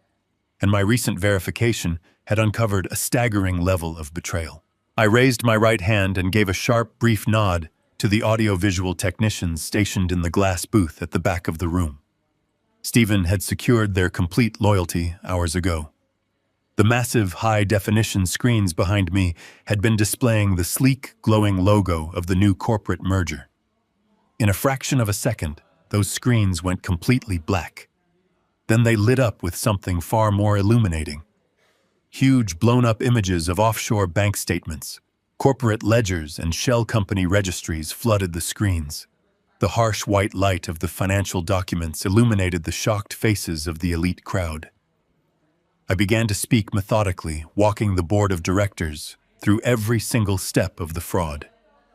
I detailed the fake vendors Sean had created to funnel cash out of our hardware division. I showed the audience exactly how he had manipulated the quarterly earnings reports to hide the financial bleeding. I pointed to the specific wire transfer logs, highlighting the exact dates and the exact amounts that had been diverted into untraceable accounts. The audience stared at the screens in absolute horror. These were bankers, politicians, and seasoned investors. They knew exactly what they were looking at. They were looking at a textbook embezzlement scheme orchestrated at the highest level of leadership. I did not let them look away. I narrated the flow of the stolen money, tracking it from the corporate treasury through a labyrinth of dummy corporations, and finally into the personal private accounts of the man standing in the front row. I watched the senior vice presidents physically step away from Sean, as if his corruption was a contagious disease. The murmurs of disbelief began to ripple through the room, growing louder with every new piece of evidence I presented. The elite crowd began to realize that the man they had been celebrating was nothing more than a highly skilled parasite. But I was not finished. The corporate theft was only one part of this execution. The personal arrogance of his family required a much more specific dismantling. I pressed a button on the podium, and the massive screens shifted again. A highly detailed official ownership deed for an 80-foot luxury yacht flashed onto the displays. The purchase price was circled in bright red ink. Right next to the deed was the corresponding wire transfer from an Apex Innovations Phantom account, matching the exact dollar amount, down to the very last cent. I looked directly at Howard and Cynthia, who were standing frozen in the middle of the crowd. I spoke clearly and deliberately into the microphone. I announced to the entire ballroom that the brilliant lifestyle of the chief executive officer's family was nothing but a pathetic illusion funded entirely by stolen corporate capital. I pointed out that the very clothes on their backs, the designer jewelry they were flaunting, and the champagne they were drinking were bought with money stolen from my company. Howard turned the color of chalk. He shrank back into the crowd, desperately trying to hide from the blinding light of the screens. Cynthia let out a choked gasp, covering her mouth with her trembling hands. Her diamond necklace suddenly looked like a heavy chain around her neck. The elite crowd around them parted instantly, leaving Howard and Cynthia standing completely alone in a wide circle of pure social isolation. The high society guests who had been drinking their expensive champagne suddenly looked at their glasses as if the liquid had turned to poison. The politicians and socialites who had been praising them just 10 minutes ago now looked at them with unvarnished disgust. I exposed their fake wealth and their fabricated aristocracy to the very people they so desperately wanted to impress. They were not titans of industry. They were common thieves playing dress-up with my money. The collective gasp from the audience was a beautiful symphony of ruined reputations. Sean could no longer handle the absolute destruction of his universe. His brain snapped under the crushing weight of public humiliation. He let out a desperate, ragged shout and lunged toward the wooden steps of the stage. He scrambled up the stairs, his perfectly tailored tuxedo pulling awkwardly around his sweating frame. His face was twisted in a mask of pure panic. He reached out with trembling hands, trying to physically rip the microphone away from me. He stammered wildly, shouting that the documents were forged and that this was a massive conspiracy to frame him. He begged the board of directors not to listen to a single word I was saying. He sounded like a terrified child caught in a terrible lie. He looked completely pathetic, stripping away the last remaining shreds of his carefully cultivated executive persona in front of everyone who mattered. Stephen took a swift step forward, ready to physically intercept him, but I raised my hand and stopped my lawyer. I did not need protection from a broken man. I stood my ground, immovable and calm, as Sean desperately clawed at the air between us.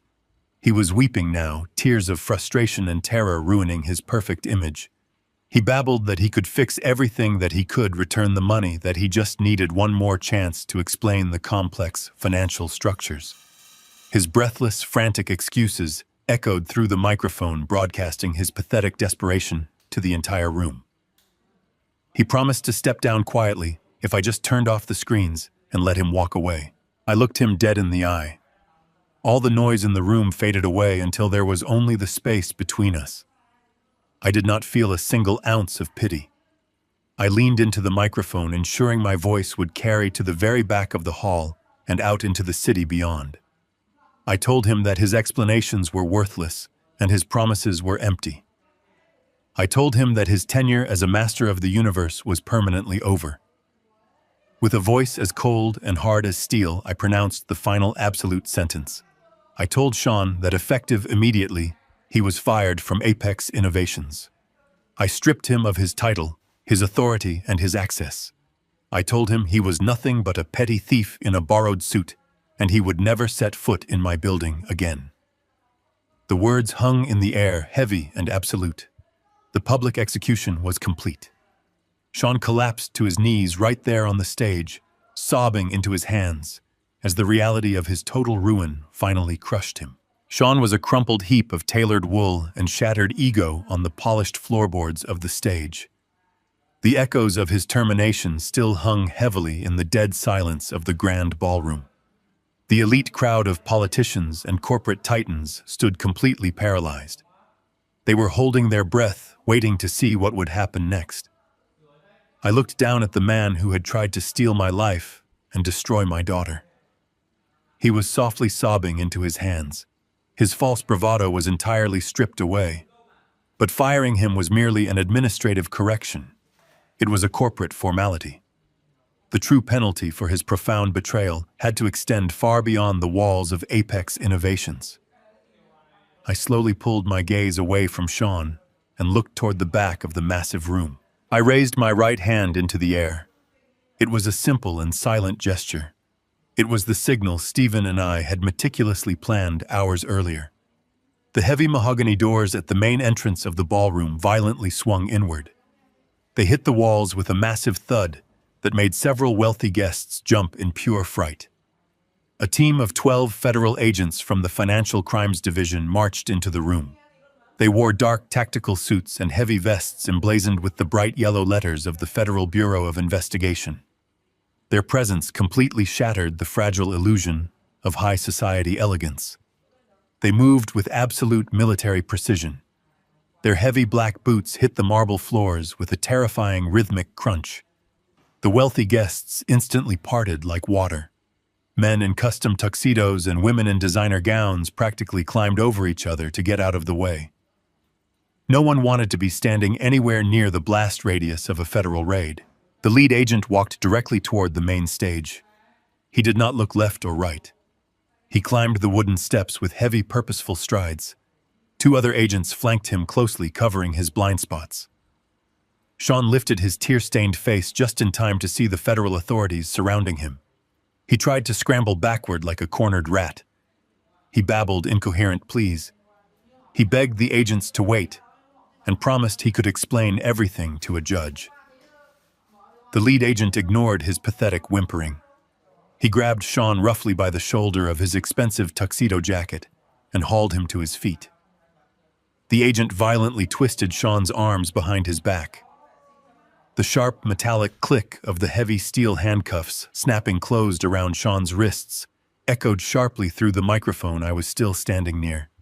It was the absolute sweetest sound I had heard in 10 years. Sean let out a high-pitched wail of despair as the cold steel bit into his skin. The untouchable corporate king was instantly reduced to a weeping federal prisoner. Down on the ballroom floor, the reality of the situation finally registered in Howard's arrogant brain. He saw his son placed in handcuffs. He saw the federal raid fully unfolding. The cowardly instinct that defined his entire pathetic existence took over completely. He did not try to help his son. He did not even bother to check on his wife. Howard simply turned on his pristine white loafers and bolted. He shoved a prominent city alderman out of his way and sprinted desperately toward the side exit doors near the catering kitchen. He looked absolutely ridiculous, running in his cashmere sweater. He thought he could simply slip away into the night and avoid the catastrophic consequences of his own greed. But Stephen had prepared for every possible variable. Two massive federal agents had been silently guarding that exact exit for over an hour. As Howard threw his weight against the brass handle of the door, the agents stepped out of the shadows. They intercepted him with brutal efficiency. One agent grabbed Howard by his cashmere sweater and slammed him firmly against the patterned wallpaper. Howard shrieked in pain and terror as his hands were wrenched behind his back and secured in heavy iron cuffs. Cynthia stood completely frozen near the towering ice sculpture. She watched her husband being pinned to the wall and her son being held captive on the stage. Her heavily powdered face was a mask of pure, unadulterated horror. A female federal agent approached her with a stern, unyielding expression. The agent pulled a thick stack of legal warrants from her jacket. She loudly informed Howard and Cynthia that they were officially under investigation for federal racketeering and receiving stolen corporate capital. She announced to the entire silent ballroom that every single one of their bank accounts had been entirely frozen. She stated that their luxury vehicles, their offshore accounts, and the massive 80-foot yacht docked in Miami were immediately seized by the federal government. The agent looked directly at Cynthia and demanded the surrender of the diamond necklace she was currently wearing. She stated it was purchased with embezzled funds and was now classified as active federal evidence. Cynthia let out a guttural, agonizing scream. It was the sound of a woman watching her entire fabricated universe burn to ash. Her knees buckled beneath her silk trench coat. She collapsed violently onto the polished floor, weeping hysterically. The female agent did not show a single ounce of pity. She leaned down and swiftly unclasped the heavy diamond necklace right off Cynthia's neck.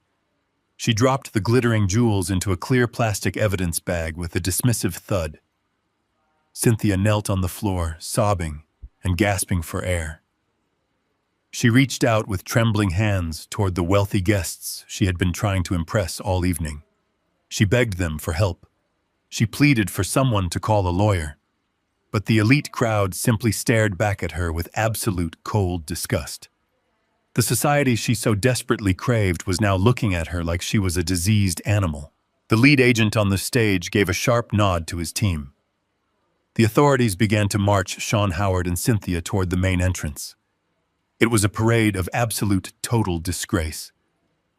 Sean stumbled down the stage steps, his head hanging low to hide his weeping face. He could not look at the board members who had just witnessed his total destruction.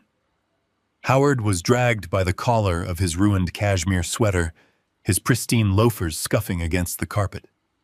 He was blubbering nonsense and trying to hide his face from the staring crowd. Cynthia was forced to her feet and marched alongside them, her makeup running down her face in dark, ugly streaks. The entire grand ballroom watched in total silence as the fake aristocratic family was escorted out into the cold night. They were leaving the luxurious hotel in steel handcuffs, entirely stripped of their stolen wealth and their fabricated dignity. I stood tall at the podium, watching the heavy mahogany doors close firmly behind them. The corporate cancer had been completely excised. The air in the ballroom suddenly felt clean and pure. The federal agents had executed their duties with flawless precision, leaving no room for doubt or misinterpretation. The long, brutal war was officially over. I looked out at the silent crowd of executives and investors.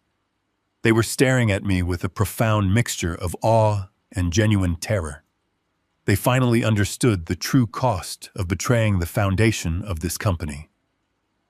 I adjusted my midnight blue suit and prepared to address my board of directors. The true founder of Apex Innovations had entirely reclaimed his stolen empire, and a new era of absolute integrity was about to begin. The grand ballroom began to empty, leaving behind a profound and heavy silence. The terrified corporate elite and wealthy socialites fled through the gilded exit doors, eager to distance themselves from the catastrophic federal raid they had just witnessed. The string quartet had packed their instruments and slipped away into the night.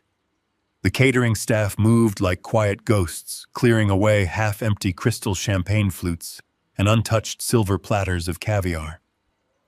The opulent space, which only an hour ago felt like an untouchable fortress of arrogance, now resembled a hollow and abandoned theater after the final curtain had dropped. I stood near the edge of the main stage, taking a slow and deep breath. The heavy midnight blue wool of my bespoke suit suddenly felt much lighter on my shoulders. The corporate execution was complete, and the federal authorities were processing the prisoners. But my most important task of the evening was still waiting for me. I turned away from the empty podium and scanned the vast expanse of the polished marble floor. I found her standing near the massive mahogany doors at the very back of the room. Rachel looked incredibly small in the cavernous space. She was wearing a simple dark dress that contrasted sharply with the extravagant gowns the other women had flaunted all evening. She was gripping the edge of a velvet-draped cocktail table, her knuckles completely white. Even from a distance, I could see that her shoulders were trembling. She had watched the entire spectacle unfold from the shadows. She had witnessed the absolute destruction of her husband's false empire and the shocking revelation of her father's true identity. The foundation of her reality had been violently shattered and rearranged in the span of 30 minutes. I stepped down from the stage and began to walk across the ballroom floor. My leather shoes made a soft, rhythmic sound against the marble, carrying me toward my only daughter. As I drew closer, Rachel slowly lifted her head. Her eyes were wide and filled with a swirling mixture of shock, confusion, and an overwhelming sense of awe. She looked at my tailored suit and the undeniable posture of authority I now carried. For her entire life, she had known me as a quiet, unpretentious man who worked with his hands and preferred the smell of cedar sawdust over expensive cologne. She had watched me endure the relentless condescension of her husband and his arrogant parents without ever raising my voice. Now she was looking at the absolute majority shareholder of a multinational corporation, the man who had just dismantled a fraudulent dynasty with a single command. I stopped a few feet away from her. I did not speak immediately. I simply opened my arms. Rachel let out a soft, breathless sound and closed the distance between us. She collapsed against my chest, burying her face in the dark wool of my jacket. I wrapped my arms around her, pulling her into a fierce and protective embrace. I held her with the same desperate strength I used when she was a little girl, waking up from a terrible nightmare. I felt the violent trembling in her body begin to subside as she leaned into my solid frame. The cold, sterile atmosphere of the hotel ballroom melted away, leaving only the unbreakable bond between a father and his child. Rachel gripped the lapels of my jacket, her tears soaking into the expensive fabric. She pulled back slightly and looked up into my eyes. She told me she finally understood everything. She whispered that the missing pieces of the puzzle had suddenly slammed into place. She realized the depth of the horrific deceit Sean had woven around her. She understood that his sudden romantic interest, his rushed marriage proposal, and his constant attempts to isolate her were all carefully calculated steps in a predatory financial scheme. He had never loved her. He had only loved the proximity to power and the potential access to a fortune he thought he could steal. Rachel voiced this terrible realization with a trembling voice, but her eyes were clear. The toxic illusion of her marriage was completely broken. I kept my hands resting gently on her shoulders, anchoring her to reality. I knew I owed her a profound explanation for the deception I had maintained for so many years. I spoke to her in a quiet and steady voice, ensuring every word carried the absolute weight of my love. I told her that building a massive corporate empire brings a very specific and dangerous type of visibility. It attracts parasites and opportunists who measure human value entirely by bank accounts and stock options. When her mother passed away and I was left to raise her alone, I made a solemn vow to protect her from that toxic, artificial world. I explained that I hid the wealth and stepped away from the public executive role because I wanted her to grow up grounded in reality. I wanted her to value hard work, honesty, and genuine human connection. Most importantly, I wanted her to be loved entirely for the brilliant and beautiful person she was, and not for the size of a hidden trust fund. I needed her to navigate the world without the corrupting shadow of a massive inheritance hanging over her every relationship. I told Rachel that true wealth is invisible. It is not found in diamond necklaces, luxury yachts, or imported champagne. It is found in character and integrity. I wanted her to build a life based on those solid principles. But in my desperate attempt to shield her from the darkness of the corporate world, I had inadvertently left a blind spot. I lowered my head and offered my daughter a sincere and heavy apology. I apologized for letting a parasite like Sean infiltrate our lives and manipulate her trust. I told her how deeply sorry I was for the pain he had caused her, and for the tears she had shed in our kitchen just a few nights ago. I had been so focused on maintaining the illusion of a simple life that I allowed a predator to cross our threshold. I promised her that it was my greatest failure as a father and a mistake I would never repeat. I wiped a stray tear from her cheek with my thumb. I looked deep into her eyes and made her an absolute promise. I told her that she was completely and permanently free. The legal trap was closed, and the federal authorities had removed the threat. Sean and his corrupt family would spend the rest of their miserable lives facing the catastrophic consequences of their own boundless greed. They would never cast a shadow over her life again. She was safe, and her future was entirely her own to build. Rachel looked at me, and a profound transformation washed over her face. The lingering fear and betrayal that had haunted her eyes for months completely evaporated. She let out a long, trembling breath and began to cry again. But these were not tears of sadness or grief. They were tears of absolute, overwhelming relief and boundless gratitude. The heavy, suffocating chains of a fraudulent marriage had been shattered. She rested her head against my chest, once more holding me tight. We stood together in the quiet emptiness of the grand ballroom, surrounded by the fading echoes of a destroyed empire. The storm had finally passed, and the air was clear. I held my daughter close, knowing that we had weathered the absolute worst they could throw at us, and we had emerged completely unbroken. 6 months dissolved the illusion of their empire completely. The federal justice system moves with a slow, grinding certainty that leaves no room for arrogance. Sean did not endure a lengthy, dramatic trial. His highly paid defense attorneys looked at the mountain of forensic evidence Stephen had provided and advised him to surrender immediately. Sean accepted a federal plea deal for wire fraud, embezzlement, and corporate racketeering. The judge showed zero leniency toward a man who had manipulated a corporate trust to steal millions. He was sentenced to 10 years in a maximum security federal penitentiary. The transition from the penthouse suite to a concrete cell broke him entirely. He traded his bespoke Italian wool suits for a standard-issue bright orange jumpsuit. The man who used to command boardrooms with a snap of his fingers now had to ask permission to use the telephone. His days are strictly regulated by the harsh buzzing of prison alarms and the heavy metallic slamming of iron gates. He sleeps on a thin mattress in a tiny cell surrounded by deafening noise and absolute isolation. He spends every waking hour realizing that his limitless greed was the exact architect of his own permanent cage. Sean's conviction was the hammer that shattered Howard and Cynthia's fragile aristocratic facade. The federal authorities did not stop at putting Sean behind bars. They followed the money trail directly to his parents. The 80-foot luxury yacht docked in Miami was seized by federal marshals and auctioned off to compensate the blind trust. The fleet of imported luxury cars was towed away from their massive driveway in the middle of the night. The bank accounts they had used to fund their extravagant lifestyle were completely frozen and drained by the government. The millions of dollars they believed were rightfully theirs vanished into thin air, leaving them with absolutely nothing. The federal racketeering laws allowed the government to confiscate every single asset tied to the embezzled funds.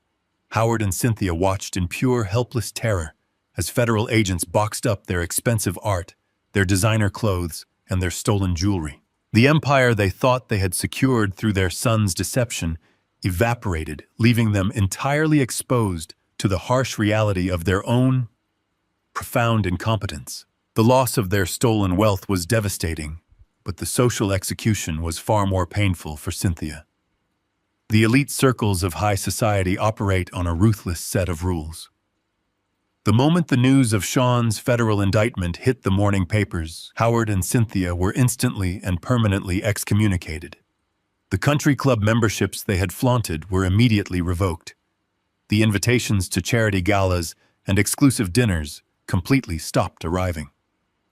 Cynthia tried to call her wealthy friends, desperate for a sympathetic ear or a temporary loan. Every single call went straight to voicemail. The women who used to drink expensive champagne with her now crossed the street to avoid making eye contact. Howard found himself equally isolated. The prominent businessmen and politicians he used to play golf with pretended they had never met him. The aristocratic community they had spent years trying to infiltrate cast them out like a contagious disease. They had no genuine friends because they had built their entire social network on a foundation of lies and stolen money. Without the illusion of wealth, they were completely invisible. With their assets seized and their bank accounts drained, Howard and Cynthia were violently forced out of their sprawling suburban mansion. They had no savings to fall back on, and no marketable skills to generate income. They were reduced to the very demographic they had mocked and despised their entire lives. They found a cramped, unheated one-bedroom apartment on the extreme outskirts of the city. The building was old and crumbling, surrounded by cracked pavement and rusted chain-link fences. There was no polished marble in the lobby. There were no valet attendants or private security guards. The tiny kitchen featured peeling linoleum floors and a refrigerator that constantly rattled. Cynthia could no longer spend her afternoons shopping at high-end boutiques. She was forced to clip paper coupons and calculate the cost of generic brand groceries. She had to learn how to ride the public bus because they could not afford a vehicle. The designer silk dresses she loved so much were replaced by cheap, practical clothing meant to keep her warm in the drafty apartment. The stark contrast between her former life and her current reality was a daily agonizing punishment. Howard struggled to comprehend his new existence. He had spent his entire adult life acting like a titan of industry without ever putting in the actual labor. Now the harsh reality of poverty demanded action he was completely incapable of providing. The unpaid utility bills piled up on their tiny scratched dining table. With Sean locked away in a federal prison, there was no one left to steal for them. Howard was forced to swallow his massive pride and search for employment. At 60 years old, with a ruined reputation and no verifiable skills, his options were brutally limited. The man who used to sneer at service workers from the deck of a stolen yacht now had to submit applications for entry-level retail positions. Store managers looked at his blank resume and dismissed him instantly. The irony was absolute and unforgiving. He spent his days sitting in the cold, drafty apartment, staring blankly at the peeling paint on the walls. The constant gnawing fear of eviction replaced the arrogant confidence he used to project. He had built his entire identity around being better than the working class, and now he was drowning in the very struggles he used to laugh at. The physical discomfort of their new life was terrible, but the psychological torment was absolute. The cramped walls of the cheap apartment forced Howard and Cynthia to confront each other every single minute of the day. There was no massive estate to hide in. There was no expensive wine to dull the pain. The resentment between them began to boil over into bitter, endless arguments. Howard blamed Cynthia for pushing Sean to steal more money to fund her extravagant tastes. Cynthia screamed at Howard for being a weak, pathetic man who could not provide for his family without relying on criminal behavior. They turned into vicious enemies, trapped together in a cage of their own making. The gradually increasing conflict between them consumed whatever was left of their marriage. They had nothing but blame and hatred to share. Their son was gone.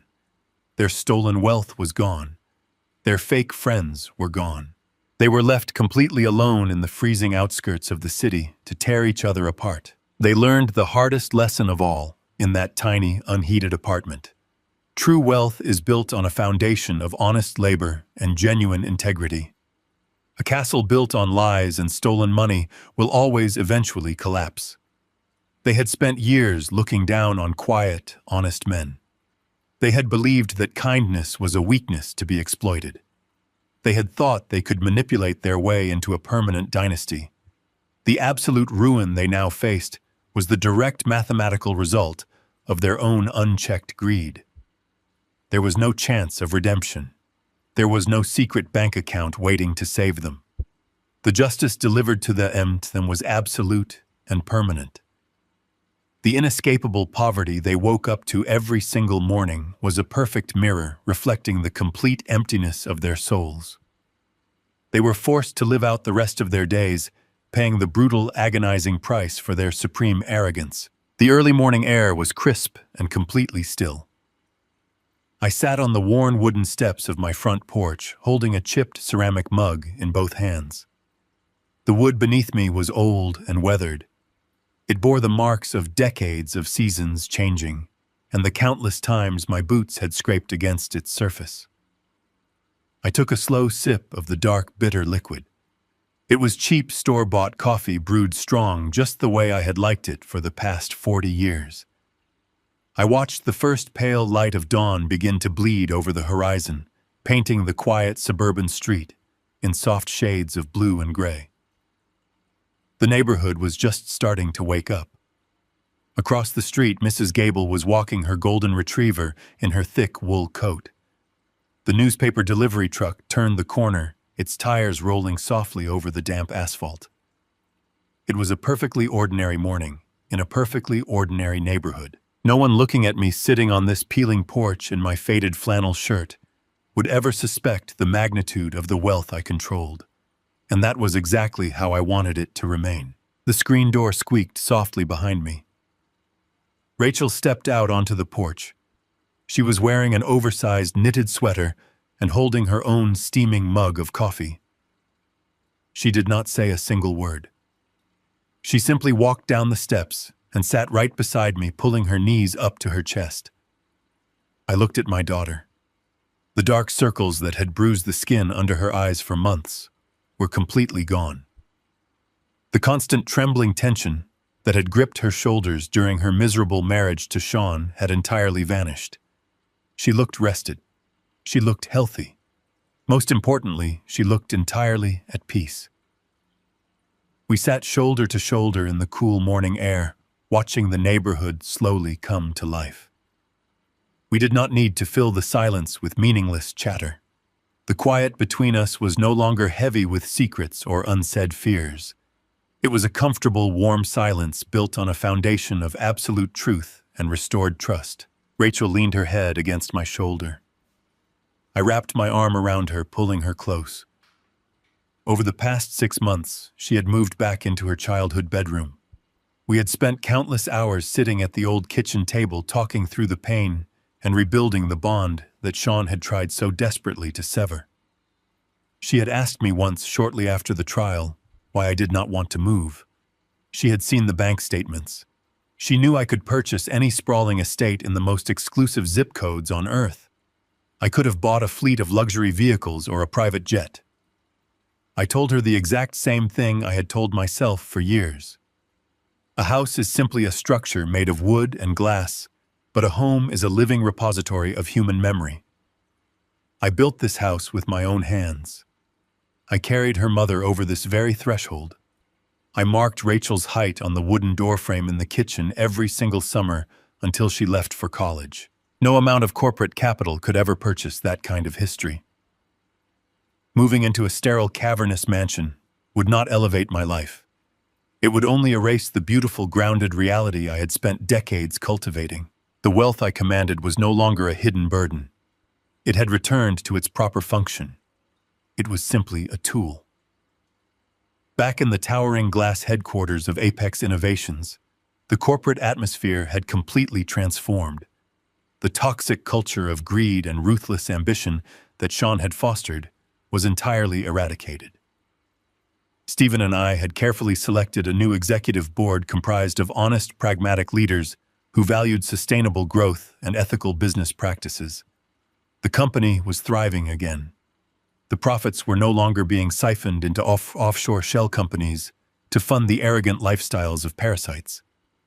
The dividends were being reinvested into the employees and into the future. I did not need to sit in the corner office to know my empire was secure.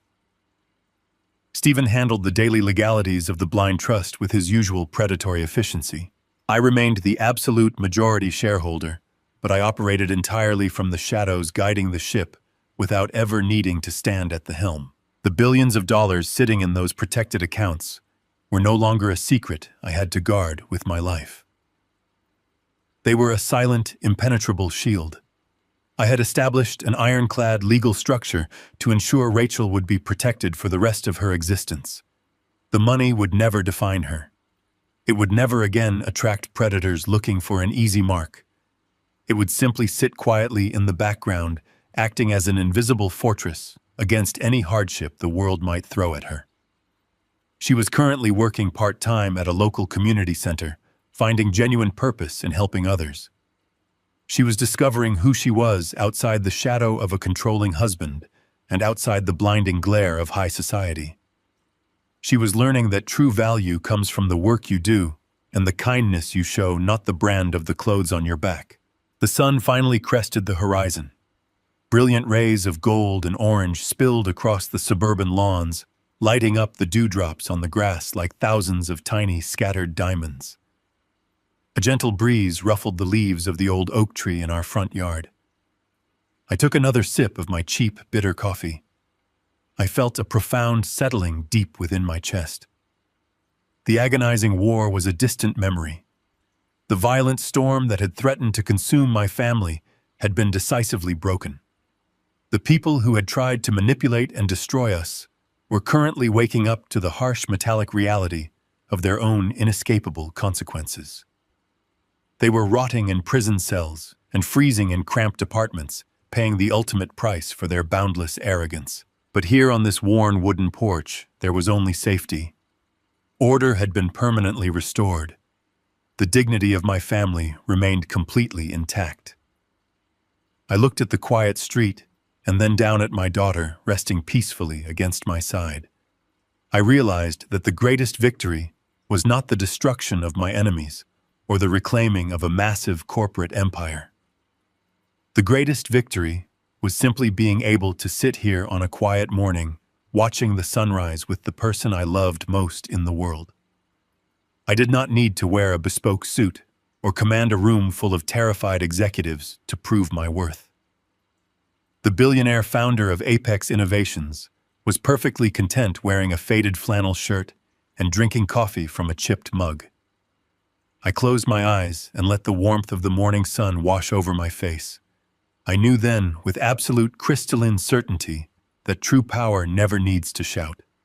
True power simply exists silent and unshakable in the quiet peace of a life well lived. The profound lesson woven throughout this ordeal is that true value can never be measured by financial status or social prestige. Wealth, when used as a weapon of arrogance, inevitably destroys the very people who wield it. Real power lies in quiet integrity, unwavering patience, and the strength to protect the people we love from manipulation. We must never confuse a polished exterior with a pure heart, nor should we ever mistake kindness for weakness. Ultimately, the strongest foundation a family can build is one of honesty, where love is freely given without hidden agendas or selfish calculations. If you found yourself inspired by this story of justice and quiet strength, please like this video and share your thoughts in the comments below.